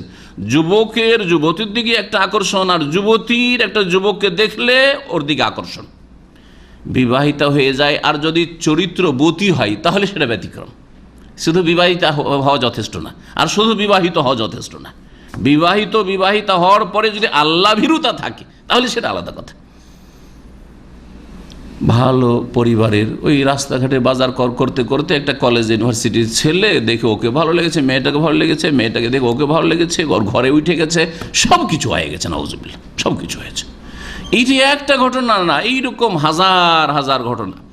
বিয়ে করতে যাবেন আর ভালো করে গভীরভাবে খবর নিয়ে দেখেন যে আমি এমন পরিবারে বিয়ে করতে চাই যেই পরিবারের মেয়েরা বাইরে মাহারাম ছাড়া যায় না, কখনো তাদের বাড়িতে কোনো পুরুষ ঢুকে না, এইরকম দেখেন, খুঁজে পাওয়া মুশকিল। আজকে থেকে 30 বছর আগে, 30 বছর আগের খবর বলছি, যখন মাদ্রাসাতে 25 বছর 28 বছর 30 বছর আগে, হ্যাঁ 27-28 বছর তো হয়ে গেল সৌদি আরবে আসা, যখন প্রথম যৌবন কাল ছিল, বিবাহ শাদীর কাল ছিল, আর যখন মাদ্রাসায় শিক্ষকতা করতাম, গোটা গ্রামে দেখা যাক এই গ্রামে একটা বড় মাদ্রাসা আছে, তো এখানে এটা ভালো পরিবার দেখা যাক। ভালো পরিবার খুঁজে গোটা গ্রামে 2টা পরিবার পেলাম। তো 2টা পরিবারের মধ্যে ভালো করে গভীরভাবে এখন খোঁজ নেওয়া শুরু করলাম যে এদের মেয়েরা আশা করি ভালো হবে। খবর নিয়ে দেখা গেল যে এরাও গোপনে গোপনে প্রেম করে, একটু চোখ মারামারি করে আর গল্প করে। আজকে থেকে 30 বছর আগে যদি অবস্থা থাকে, আজ কি কোথায় চলে গেছে মুসলিম সমাজ? মুসলিম সমাজে যদি অবস্থা হয়, তো ইহুদি নাসারাদের বাড়ির অবস্থা, হিন্দুদের বাড়ির অবস্থা কি? জিনা, ব্যভিচার একাকার হয়ে গেছে। আউযুবিল্লাহ, আল্লাহর গজব কেটে নিয়ে আসছে। জিনা ব্যভিচারের একটি রাস্তা হচ্ছে বাড়িতে যে কোনো লোকের প্রবেশ। গোটা গ্রামের লোকের জন্য বাড়িতে ঢোকায় কোনো বাধা নিষেধ নেই, গোটা গ্রামের জন্য। এটা হচ্ছে আমাদের দেশের পরিবেশ। ধার্মিক লোক 5 ওয়াক্ত নামাজ পড়ে, মহিলারও নামাজ পড়ে, পুরুষের নামাজ পড়ে, গোটা গ্রামের লোক বাড়িতে ঢুকে। একটু ভালো হলে আছেন কি, হ্যাঁ ঢুকে গেল, ঢুকে গেল, আর কিছু জিজ্ঞাসা করেন ঢুকবো না, বা বাইরে বসার জায়গা আছে, আমি এসছি দেখা করার জন্য, কোনো কথা নেই, ঢুকে গেল। মহিলারা বাইরে যেমন বেপরদা হয়ে যাবে না, হ্যাঁ, কাউকে আকর্ষিত করবে না, ঠিক তেমনি বাড়িতেও অপর কোনো যুবক ঢুকবে না। এইরকম বহু জেনার রাস্তা আছে, যে জেনার রাস্তাগুলি যেখানে বেশি খোলা আছে সেখানে তত বেশি জেনা ব্যভিচার। আল্লাহ পাক যেন আমাদের হেফাজত করেন, আমাদের পরিবারের হেফাজত করেন, আমাদের ছেলে মেয়েদের হেফাজত করেন। সহিহ বুখারীতে হাদিস রয়েছে, কিয়ামতের লক্ষণ হচ্ছে জেনা ব্যাপক আকার ধারণ করা। লা ইয়াকুনান্না মিন উম্মতি আকওয়ামুন, আমার উম্মতে এমন কিছু জাতি হবে, ইয়াস্তাহিলুনাল হিররা, যারা ব্যভিচারকে হালাল মনে করে নেবে। হালাল মনে করে নিয়েছে। ব্যভিচার দুই ভাগে বিভক্ত, একটা হচ্ছে জবরদস্তি, যেটার নাম ধর্ষণ, সেটা করিয়েন না, অপরাধ। আর যদি আপনি কোনো মেয়েকে যদি আপনি মানিয়ে নিতে পারেন, হ্যাঁ, তার সাথে ফ্রেন্ডশিপ যদি আপনি কায়েম করে নিতে পারেন, আপনার সাথে সহপাঠী হয় ইত্যাদি, অসুবিধা নেই। প্রেম করেন, পার্কে নিয়ে ঘুরেন, দেশ বিদেশে যান, অসুবিধা নেই, ঠিক না? এই পরিস্থিতি নয়। কলেজ ইউনিভার্সিটি থেকে যাচ্ছে এক ছেলে, যুবকের যুবতীর সাথে প্রেম আছে, ইল্লা মাশাআল্লাহ শতকরা একটা খুঁজে পাবেন না আপনি। আমি ভালো করে বড় গভীরতায় গিয়ে খবর নিয়ে দিই, শতকরা একটা ছেলে মেয়ে যেখানে সহশিক্ষা হচ্ছে, যে কোনো দেশে হোক না কেন সহশিক্ষা, সেখানে 100তে একটা ছেলে মেয়ে ভালো নেই।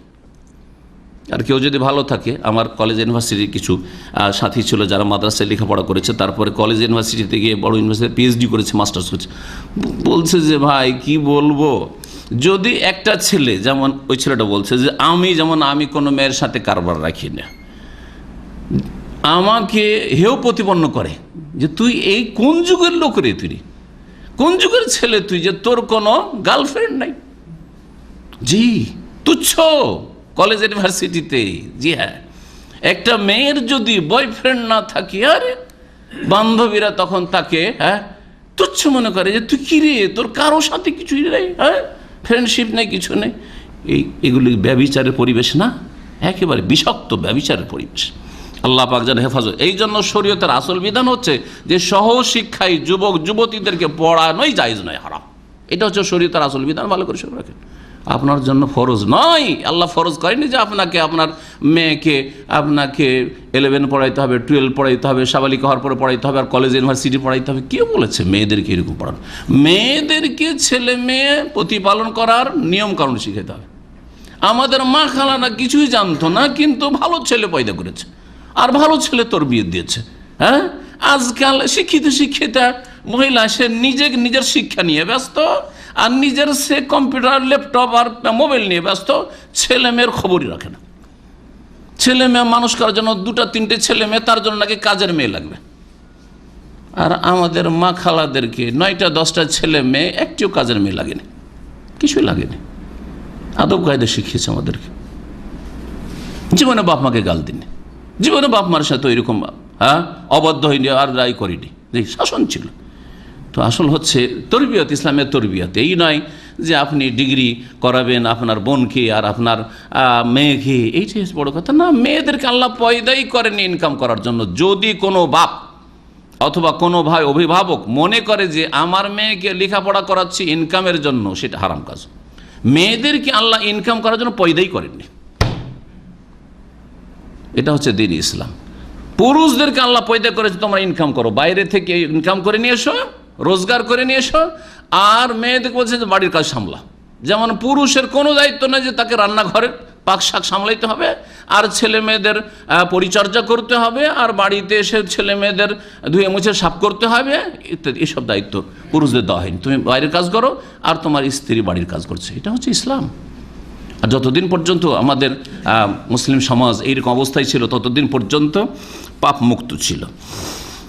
নবী সাল্লাল্লাহু আলাইহি ওয়াসাল্লাম বলছেন যে জেনাকে হালাল মুখে। মুসলিম দেশে আইন তৈরি করা আছে, ধর্ষণ হইলে অপরাধ, আর সম্মতির জেনা যদি হয় কোনো অপরাধ না। ওর মধ্যে যদি মুসলিম দেশটা একটু ভালো হয়, তাহলে বলছে যে খোলা জায়গায় করিও না, একটু চোখের আড়াল ফাড়ালে।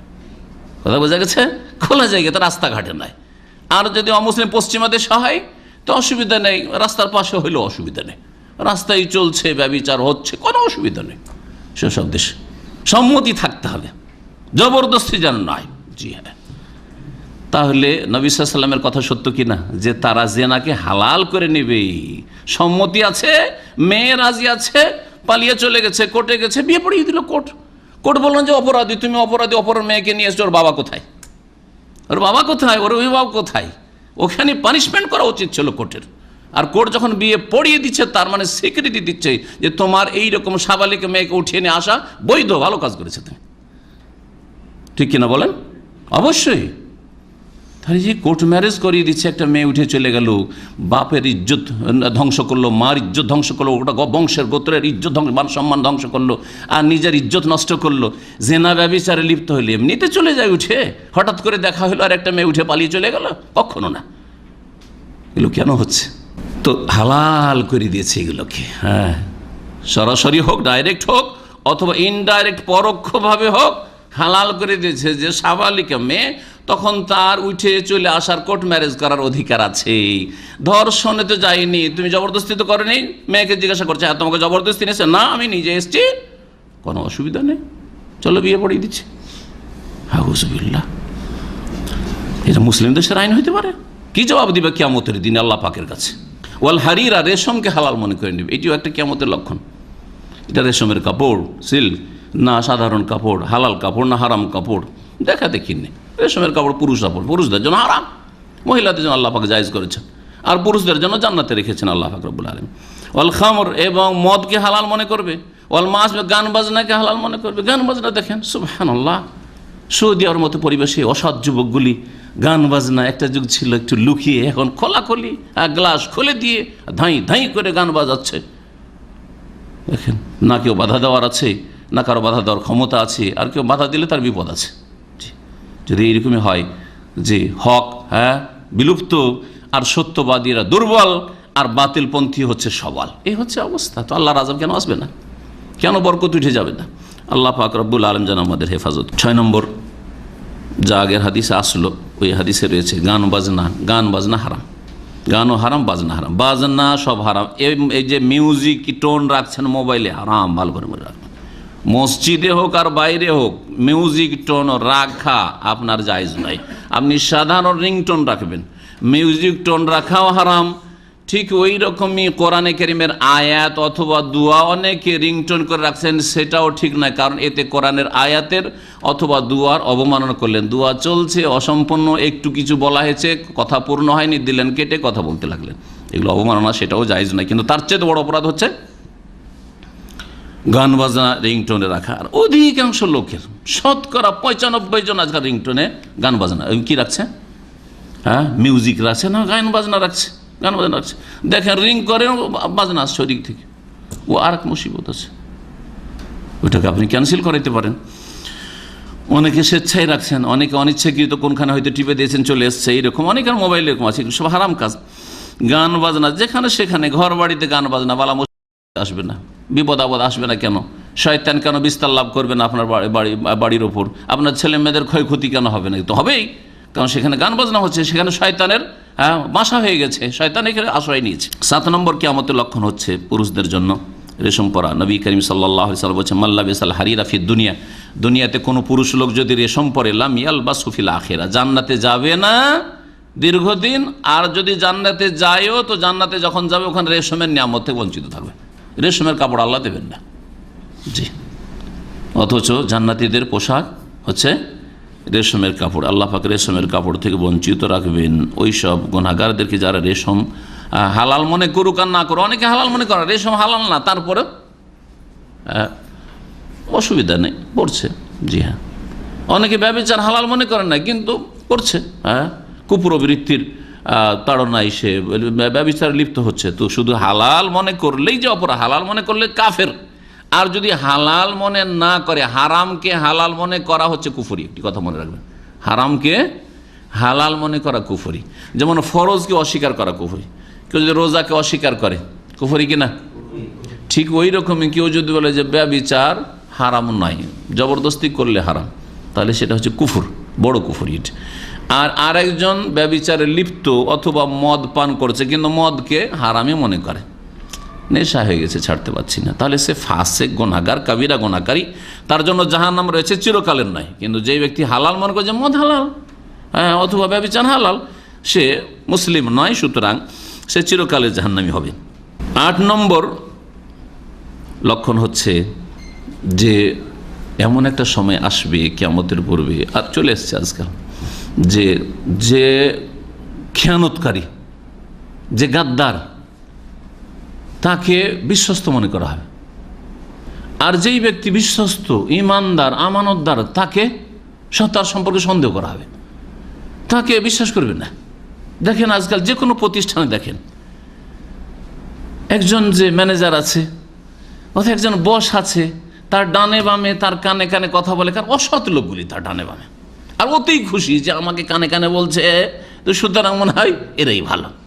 জি, যারা অবিশ্বাসযোগ্য তাদেরকে বিশ্বাসযোগ্য মনে করা হচ্ছে, যারা বিশ্বাসঘাতক, যারা খেয়ানতকারী, যারা ক্ষয়ক্ষতি করবে তাদেরকে ভালো মনে করা হচ্ছে।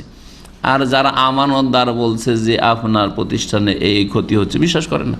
আমাদের এক ভাই, শুধু এখানকার কথা না, সারা বিশ্ব আরও খারাপ অবস্থা যদি এখানে এরকম হয়।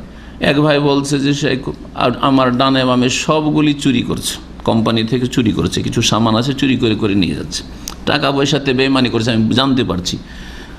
তো কি করবে এখন, ওরাই হচ্ছে ফোরম্যান, সুপারভাইজার, আমি তাদের অধীনে কাজ করি, বললেও মুশকিল। তারপরে কতদিন আর বরদাস্ত করে একবার বললাম মালিককে বললাম, তো মালিক ওদের কাছে আমার নাম প্রকাশ করে দিয়েছে। এমন জাহেল মূর্খ মালিক আছে, অধিকাংশ এরকমই, যে আপনার যে আপনাকে যে ক্ষয়ক্ষতি থেকে রক্ষা করবে, আপনি ওর একটু হিতাকাঙ্ক্ষী হইলেন না, আপনার নাম প্রকাশ করে দিলেন, তারপরে আপনার পিছনে উঠে পড়ে লেগে গেল এই জালেমগুলা। জি, তো অধিকাংশ প্রতিষ্ঠানে যেখানে হোক, যারা অযোগ্য, যারা বিশ্বাসঘাতক, যারা দেশের ক্ষতি করবে, তাদেরকে মালিকানা দেওয়া হচ্ছে, তাদেরকে বিশ্বস্ত ইমানদারদের উপর চাপিয়ে দেওয়া হচ্ছে। এটা সর্বস্তরে এইরকম অবস্থা মুসলিমদের। তাবরানীতে একটি হাদিস রয়েছে, বলছেন রাসূলুল্লাহ সাল্লাল্লাহু আলাইহি ওয়াসাল্লাম, মিন আশরাতিস সাআতি, কিয়ামতের লক্ষণের অন্তর্ভুক্ত হচ্ছে অশ্লীলতা ছড়িয়ে পড়া, আল ফুহশ।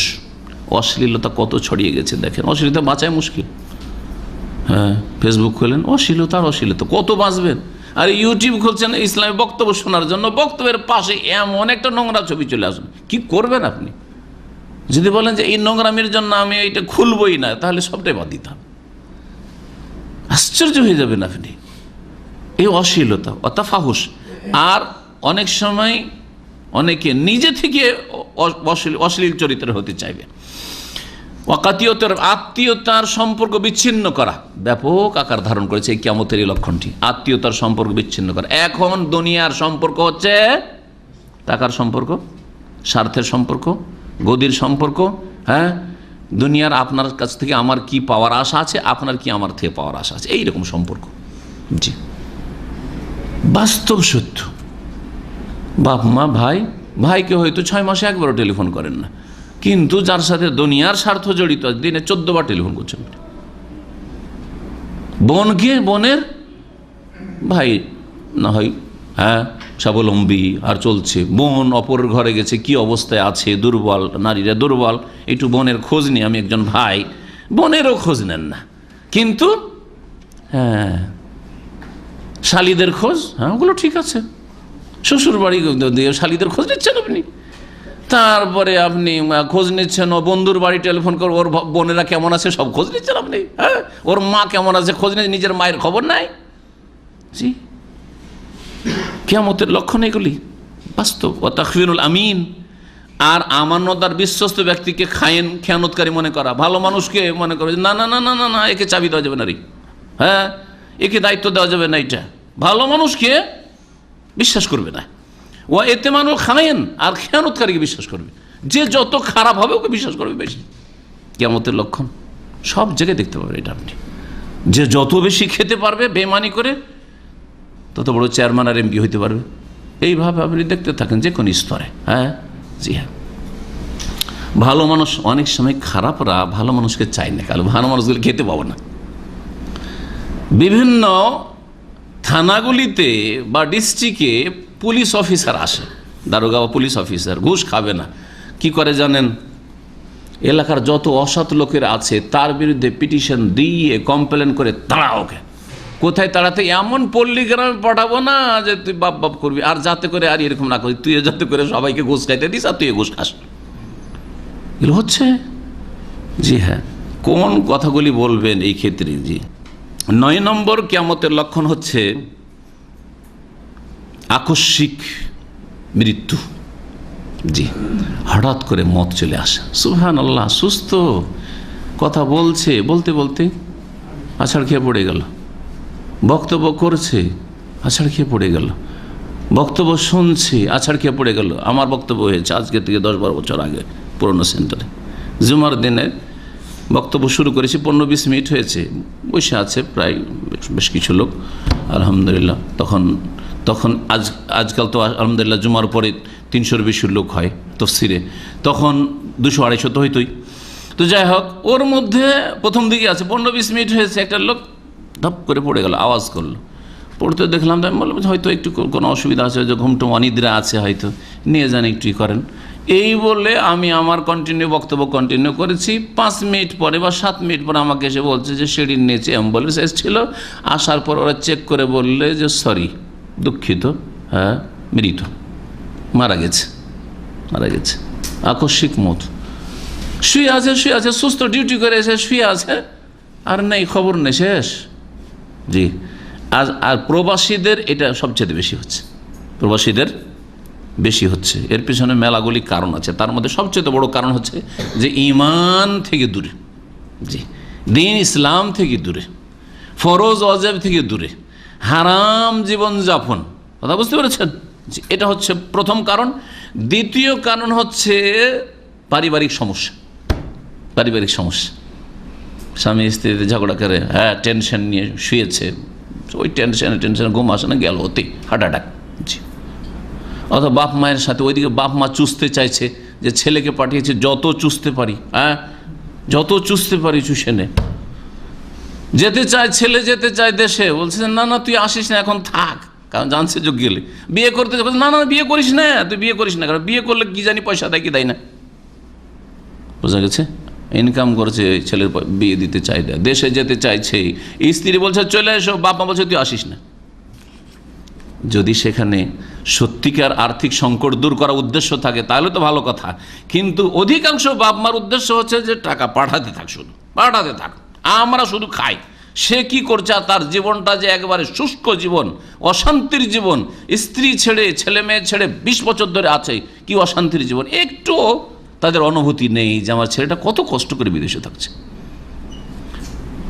ছোট ভাইরা আপনার হোটেলে বিদেশে টাকা পাঠাচ্ছেন, আরামসে খাচ্ছে আর ঘুরে বেড়াচ্ছে, বাটমারি করে বেড়াচ্ছে। একটু অনুভূতি নেই যে কত কষ্ট করে আপনি এখানে পরিশ্রম করি, সুবহানাল্লাহ, পয়সাগুলো রোজগার করছেন। আপনি একটা পয়সা খরচ করতে, একটা রিয়াল খরচ করতে কষ্ট লাগে, কিন্তু আপনার ভাই যারা আপনার হোটেলে খাচ্ছে, হ্যাঁ তাদের কোনো চিন্তা নেই, আরামসে খরচ করে যাচ্ছে। এগুলো কথা আপনারা বেশি জানছেন আরও। তো বলছিলাম যে আকস্মিক মত, হার্ট অ্যাটাকের মত, ব্রেন স্ট্রোকের মত, এই মতগুলি যে শুরু হয়েছে হঠাৎ করে, মৃত্যু আসা, তওবার সুযোগ পাই না, সংশোধনের সুযোগ পাই না, এগুলোর বিভিন্ন কারণ রয়েছে। দ্বীনি কারণ রয়েছে, দুনিয়াবী কারণ রয়েছে, হ্যাঁ ধর্মীয় কারণ রয়েছে, আর পার্থিব কারণও কিছু রয়েছে, পারিবারিক কারণ রয়েছে। এই যে এত ঘন ঘন যোগাযোগ, এটা একটা কারণ। আজকে থেকে আমরা 25 বছর আগে সৌদি আরবে থেকেছি, একটা চিঠি পাঠাইতাম 10 দিন থেকে 15 দিনে পৌঁছিত, তারপরে ওখান থেকে একটা চিঠি পাঠালে আবার আমার কাছে 15 দিন পরে পুরনো খবর আসলো, হ্যাঁ এইভাবে। তারপরে ছোটোখাটো অসুখ বিসুখ হচ্ছে, ওগুলো খবর পাই না, দেয় না, যে কষ্ট পাবে ওইসব খবর জানতে পারি না। টেনশন মুক্ত আছি না নেই, চিঠির মাধ্যমে খোঁজ খবর জেনে নিলাম, টেনশন মুক্ত। কিন্তু দিনে কয়বার করে স্ত্রীকে টেলিফোন করছেন, যাদের পরিবার দেশে আছে, কয়বার করে মা বাবাকে টেলিফোন করছেন, হ্যাঁ এই যে বারবার করে টেলিফোন করছেন, ছেলে মেয়েকে টেলিফোন করছেন, ওতে টেনশন হয়ে থাকছে।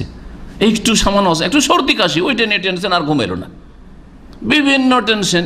আর তারপরে বেশি কথা বললে ঝগড়া বিবাদ হইতে পারে।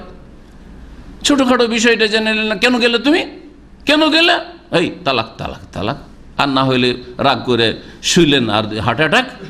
জি হ্যাঁ, কিন্তু চিঠিপত্রের যোগাযোগ কি হচ্ছে না হচ্ছে, কোথায় গেল না, মানে হারাম কাজে নয়, যদি ও বাবার বাড়ি গেল, আপনার স্ত্রী এমন কোন বড় অপরাধ করে দিল, কিন্তু ও রাত দিন খবর নিতে আছেন আমার মায়ের খেদমত করছিস কিনা। খেদমত মানে এমন খেদমত, আমার মা যদি বলে যে এখানে গোটা বছর থাকতে হবে, তোর মাকেও দেখতে যাবে, তোর বাপকেও দেখতে যাবি না। এগুলো ইসলাম। এইগুলো দিয়ে অশান্তি তৈরি হচ্ছে। এইরকমই রাসূলুল্লাহ সাল্লাল্লাহু আলাইহি ওয়াসাল্লাম আকস্মিক মতের কথা হাদিসে তাবরানীতে রয়েছে। আকস্মিক মতের কথা তাবরানীতে রয়েছে। 10 নম্বর কিয়ামতের লক্ষণ হচ্ছে মসজিদকে রাস্তা বানাবে, মসজিদের এপার থেকে ওপার যাবে, বা মসজিদের পাশ দিয়ে রাত দিন ঘোরাফেরা করছে, মসজিদের পাশে বসে থাকবে কিন্তু নামাজ পড়তে মসজিদে ঢুকবে না। এটা হচ্ছে কিয়ামতের লক্ষণ। মসজিদ দিয়ে শুধু যাতায়াত করা জায়েজ যদি নামাজি লোক হয়, কিন্তু মসজিদ দিয়ে যাতায়াত করছে প্রয়োজনে, মসজিদে নামাজ পড়ছে না। মসজিদের পাশে বসে আছে কিন্তু নামাজ পড়ছে না। মসজিদের পাশ দিয়ে রাত দিন যাতায়াত করছে কাজকর্মের জন্য, মসজিদের বিল্ডিংয়ে থাকে, উঠে গেল, নামাজ পড়ে না। মসজিদের পাশেই থাকে বিল্ডিংয়ে, আজান একামত তেলাওয়াত সব কিছুই শুনতে পাচ্ছে, নামাজ পড়ছে না। নামাজের সময় চা খায়, না হয় ঘুমায়। জি, তো এটি হচ্ছে কিয়ামতের লক্ষণ। নবী করিম সাল্লাল্লাহু আলাইহি ওয়াসাল্লাম বলেছেন ওয়ান তুত্তাখাযাল মাসাজিদ তুরুকান, মসজিদকে রাস্তা বানিয়ে নেবে, মানে দুনিয়ার গরজে তো মসজিদকে ব্যবহার করবে, কিন্তু মসজিদ ইবাদতের জন্য মসজিদের ইবাদতে যাবে না, জামাতে যাবে, নামাজ পড়বে না। আর কি ওয়ান তাজহারা মাউতুল ফাজাআতে, আকস্মিক মত দেখা যাবে, অধিকাংশ লোক হঠাৎ করে মারা যাবে। আল্লামা আলবানী এই হাদিসটিকে সহি বলেছেন। 11 নম্বর লক্ষণ হচ্ছে যে ফিতনা, বিশৃঙ্খলা, অশান্তি ব্যাপক আকার ধারণ করবে। আজকাল যে ফিতনা, সুবহানাল্লাহ, কত রকমের ফিতনা। একটা ছেলেকে যখন আপনার ছেলে সাবালক হইতে যাচ্ছে, যাদের ছেলে সাবালক হয়েছে ওরা একটু বুঝবেন, যদি আপনার ছেলেকে ওইরকমভাবে মানুষ করতে চান, আর না হলে যদি ও লাগামেন ছেড়ে দেন যে যাক তোকে খেতে দিচ্ছি, হ্যাঁ, আর তোকে তোর খরচা দিচ্ছি, তোকে স্কুলে ভর্তি করেছি, তুই যেভাবে চলবি সেভাবে চল, তাহলে অসুবিধা নেই। তাহলে তো ছেলেও খুশি যে আমার হাতে দামি একটা মোবাইল দিয়ে দিয়েছে, আমাকে একটা ল্যাপটপ লাগবে তাও দিয়ে দিচ্ছে, যা চাইছি তাই দিচ্ছে, আর ডেলি আমাকে 10 রিয়াল 20 রিয়াল খরচও দিচ্ছে, আর আমি কি করছি না করছি খোঁজ খবর নেই, কোথায় থাকি না থাকি, আর কোন রাতে এসে ঘুমাইলাম, আসলাম, গেলাম, খোঁজ খবর নেয় না। তো ছেলে তো খুশি হবেই, কিন্তু এটাই কি আপনার দায়িত্ব? কিয়ামতে পার পাবেন? আপনি কি জান্নাত পাবেন, না ফেঁসে যাবেন গিয়ে আপনার ছেলে যদি অসৎ হয়ে যায় এই কারণে? চিন্তা করতে হবে আপনাকে। ফিতনা, বাইরে গেলে ফিতনা দেখেন, আজকাল এক ফিতনা হচ্ছে, না বললে বুঝবেন, এক ফিতনা অধিকাংশ ছেলেরা, ভালো ঘরে নামাজি ঘরের ছেলেরা অসৎ পরিবেশের কারণে, সমাজের যুবকরা, তাদের সাথী সঙ্গীরা, স্কুলের হোক অথবা সমাজের গ্রামের হোক, অসৎ বেনামাজি, তাদের সাথে সঙ্গ ধরে গিয়ে বেনামাজি হয়ে যাচ্ছে, বেদিন হয়ে যাচ্ছে, চরিত্রহীন হয়ে যাচ্ছে। ভালো ঘরের ছেলে প্রেম করা শুরু করছে ওই আশেপাশের ছেলেদের সাথে মিলে, নামাজ পড়ে না। আপনি নামাজি, আপনার স্ত্রী নামাজি, ছেলে মেয়েগুলোকে নামাজি বানাইতে চাইছিলেন, কিন্তু নামাজ কেন পড়ে না? ওর বান্ধবীরা নামাজ পড়ে না, বন্ধুরা নামাজ পড়ে না, সে নামাজ পড়ে না। বন্ধুকে জিজ্ঞাসা করে যদি ফজর পড়ি, তো এই ফজরে উঠা যায় নাকি, বাকিগুলো পড়ি। তো আমার বাপ কেন এত চাপ সৃষ্টি করে, না যাব না।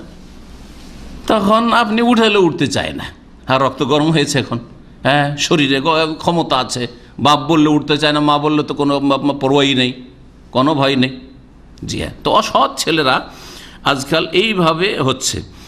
ফিতনা, এটা একটা বড় ফিতনা। অধিকাংশ ছেলে মেয়েরা চরিত্রহীন হয়ে যাচ্ছে, অথবা ঈমান হারিয়ে ফেলছে, হারামে লিপ্ত হচ্ছে, গায়র ইসলামী, অনইসলামিক জীবনযাপন করছে। আল্লাহর ফরজ আদায় করা নেই, হারাম নাজায়েজ থেকে বাঁচে না, বাস যেমন অমুসলিমদের ছেলেরা জীবনযাপন করে, মুসলিমের ছেলে ওইরকম জীবনযাপন করছে, একটা ফিতনা। দ্বিতীয় আরেকটা ফিতনা, ছেলেকে ধার্মিক রেখেছেন, হয়তো মোটামুটি ধর্মের মধ্যে রেখেছেন, তখন আর এক ফিতনার আশঙ্কা ওইদিকে আছে।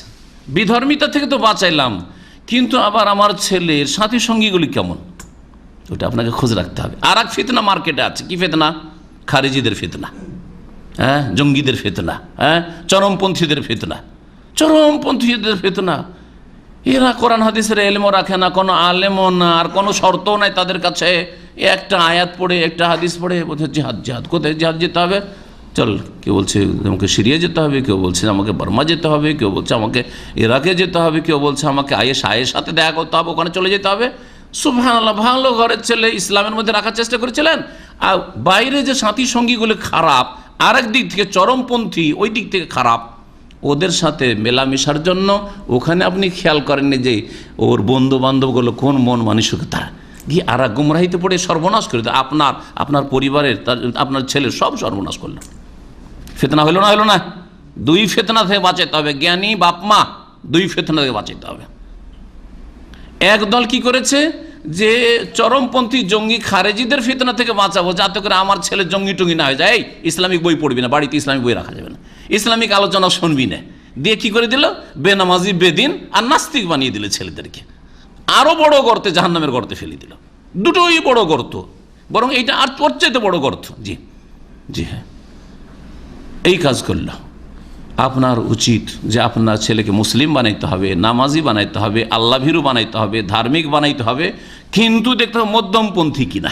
হ্যাঁ, আপনার ছেলের মন মানসিকতা কেমন ইসলাম সম্পর্কে, তার বন্ধু মহল কেমন, কার সাথে মেলামেশা করে, ওই ছেলেগুলো কি চরিত্রের, ওরা যেন বেদিন বিধর্মীয় না হয়, নাস্তিকের বাচ্চাও না হয়, আর এই জঙ্গিদের বাচ্চাও না হয়। জি হ্যাঁ, এটা হচ্ছে কামিয়াবি।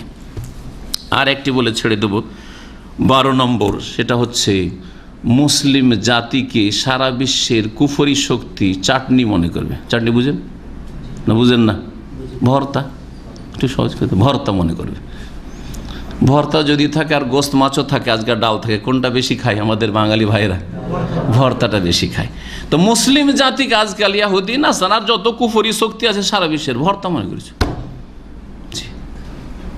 এরকম সহজ ভাষা বুঝলাম, হাদিস একটু লম্বা আছে। জি হ্যাঁ, হাদিসে এসছে যে এমন একটা যুগ আসবে সমস্ত কুফরি শক্তি ওইভাবে ঝাঁপিয়ে পড়ে মুসলিমদের ওপর, যেমন খাবার একবারে প্রস্তুতি আছে।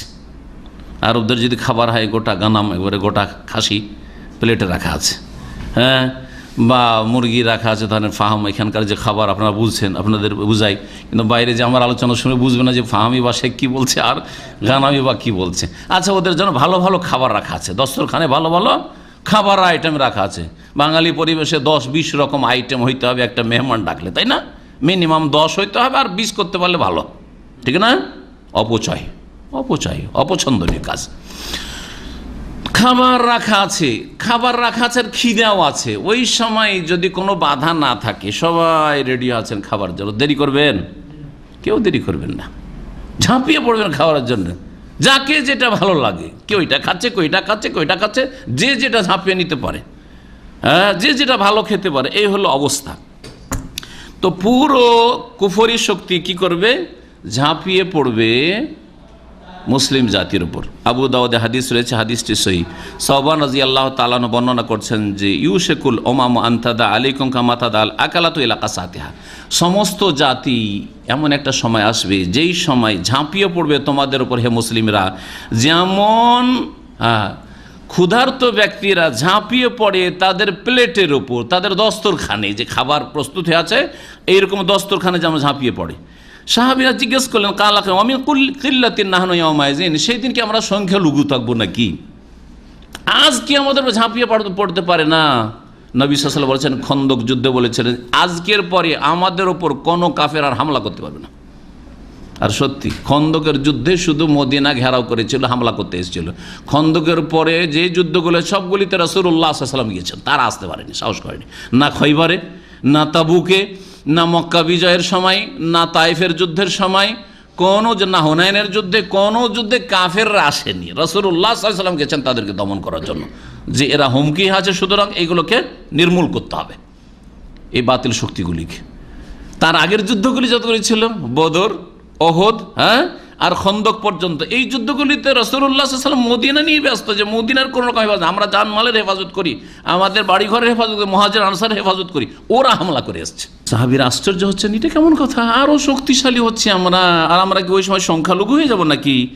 কালা, রাসূলুল্লাহ বলছেন, বাল আনতুম কাসীর, বাল আনতুম ইয়াউমাইজিন কাসীর, বরং সেই সময় তোমরা অনেক হবে, অনেক। পৃথিবীর 2 নম্বর সংখ্যা গরিষ্ঠতা মুসলিমদের, আর 1 নম্বরের কাছাকাছি যাচ্ছে, এখন কম্পিটিশন চলছে। ওয়ালাকিন্নাকুম গোসাউন কা গোসাইস সাইল, তবে তোমাদের অবস্থা হবে বন্যার ফেনা, বা বন্যাতে যে ময়লা আবর্জনা খড়কুটা ভেসে আসে স্রোতে, ওইগুলোর মতো তোমাদের হবে, যেগুলি নিশ্চিহ্ন হয়ে যায়। যখন একটা ধাক্কা খায় তখন ফেনাগুলি ছিন্ন ভিন্ন হয়ে যায়, যখন ধাক্কা খায় ময়লা আবর্জনাগুলি এই দিক থেকে ওই দিকে একবার বিক্ষিপ্ত হয়ে যায়। ঠিক ওই রকম মুসলিম জাতি বিক্ষিপ্ত অবস্থা, মুসলিমদের কোনো ঐক্য নেই, হ্যাঁ, মুসলিমদের কোনো শক্তিও নেই।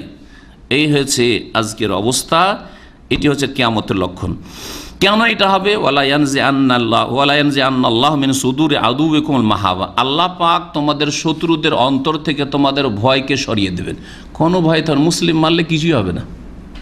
যদি ভয় থাকে যে মুসলিম যদি মারি তো আমাকেও মার খেতে হবে, কখনো মারবে না। ডাকাতকে কেউ মারার সাহস করে না। হ্যাঁ, সরকারই করতে পারে সেটা, প্রশাসন, কিন্তু জনগণকে বলছে ডাকাত মেরে দেবো, হ্যাঁ তো খবর আছে, ডাকাতের দল আছে, একটা মারলে 10টা যেতে পারে, ঠিক না? ভয় আছে না? তো ওই রকম যদি ভয় থাকতো কখনো করতো না। তো কেন কুফরি শক্তি ঝাঁপিয়ে পড়বে? বলছেন যে তোমাদের ভয় ভীতি কাফেরদের অন্তরে থাকবে না, বরং তারা সাহসী হয়ে যাবে। ওয়ালা ইয়াকযিফান্নাল্লাহু ফি কুলুবিকুমুল ওয়াহান, আর তোমাদের অন্তরে দুর্বলতা আল্লাহ সৃষ্টি করে দিবেন। মুসলিমদের অন্তর দুর্বল, কমজোর, বিক্ষিপ্ত। তাআলা কায়েলুন, একজন জিজ্ঞেস করলো সাহাবী, ইয়া রাসূলুল্লাহ মাল ওয়াহান, ওয়াহান আবার কি, কমজোরি আবার কিসের? তাহলে হুব্বুদ দুনিয়া, দুনিয়া প্রেম, দুনিয়ার স্বার্থ, আমার স্বার্থটা, আমার ব্যক্তির স্বার্থ, আমার পারিবারিক স্বার্থ, আমার সামাজিক স্বার্থ, আমার নেতৃত্বের স্বার্থ, আমার গদির স্বার্থ, আমার স্বার্থটা ঠিক রাখতে হবে। বাকি মুসলিম জাতির কি হচ্ছে ওটা দেখার বিষয় না। জি, ও কারাহাতুল মওত, আর মরতে চাইবে না, অথচ মরতে হবে, যখন মওত আছে তখনই মরতে হবে, তারপরও মরতে চাইবে না। এই 12টি কিয়ামতের ছোট লক্ষণ যেগুলি আপনাদের সামনে পেশ করলাম। আর সময় যদি বেশি হয়ে থাকে তো দুঃখিত। আল্লাহ পাক রব্বুল আলামিন যেন আমাদেরকে দিন বুঝার তৌফিক দান করেন এবং দিন সম্পর্কে জ্ঞান অর্জন করে সেই অনুযায়ী চলার তৌফিক দান করেন।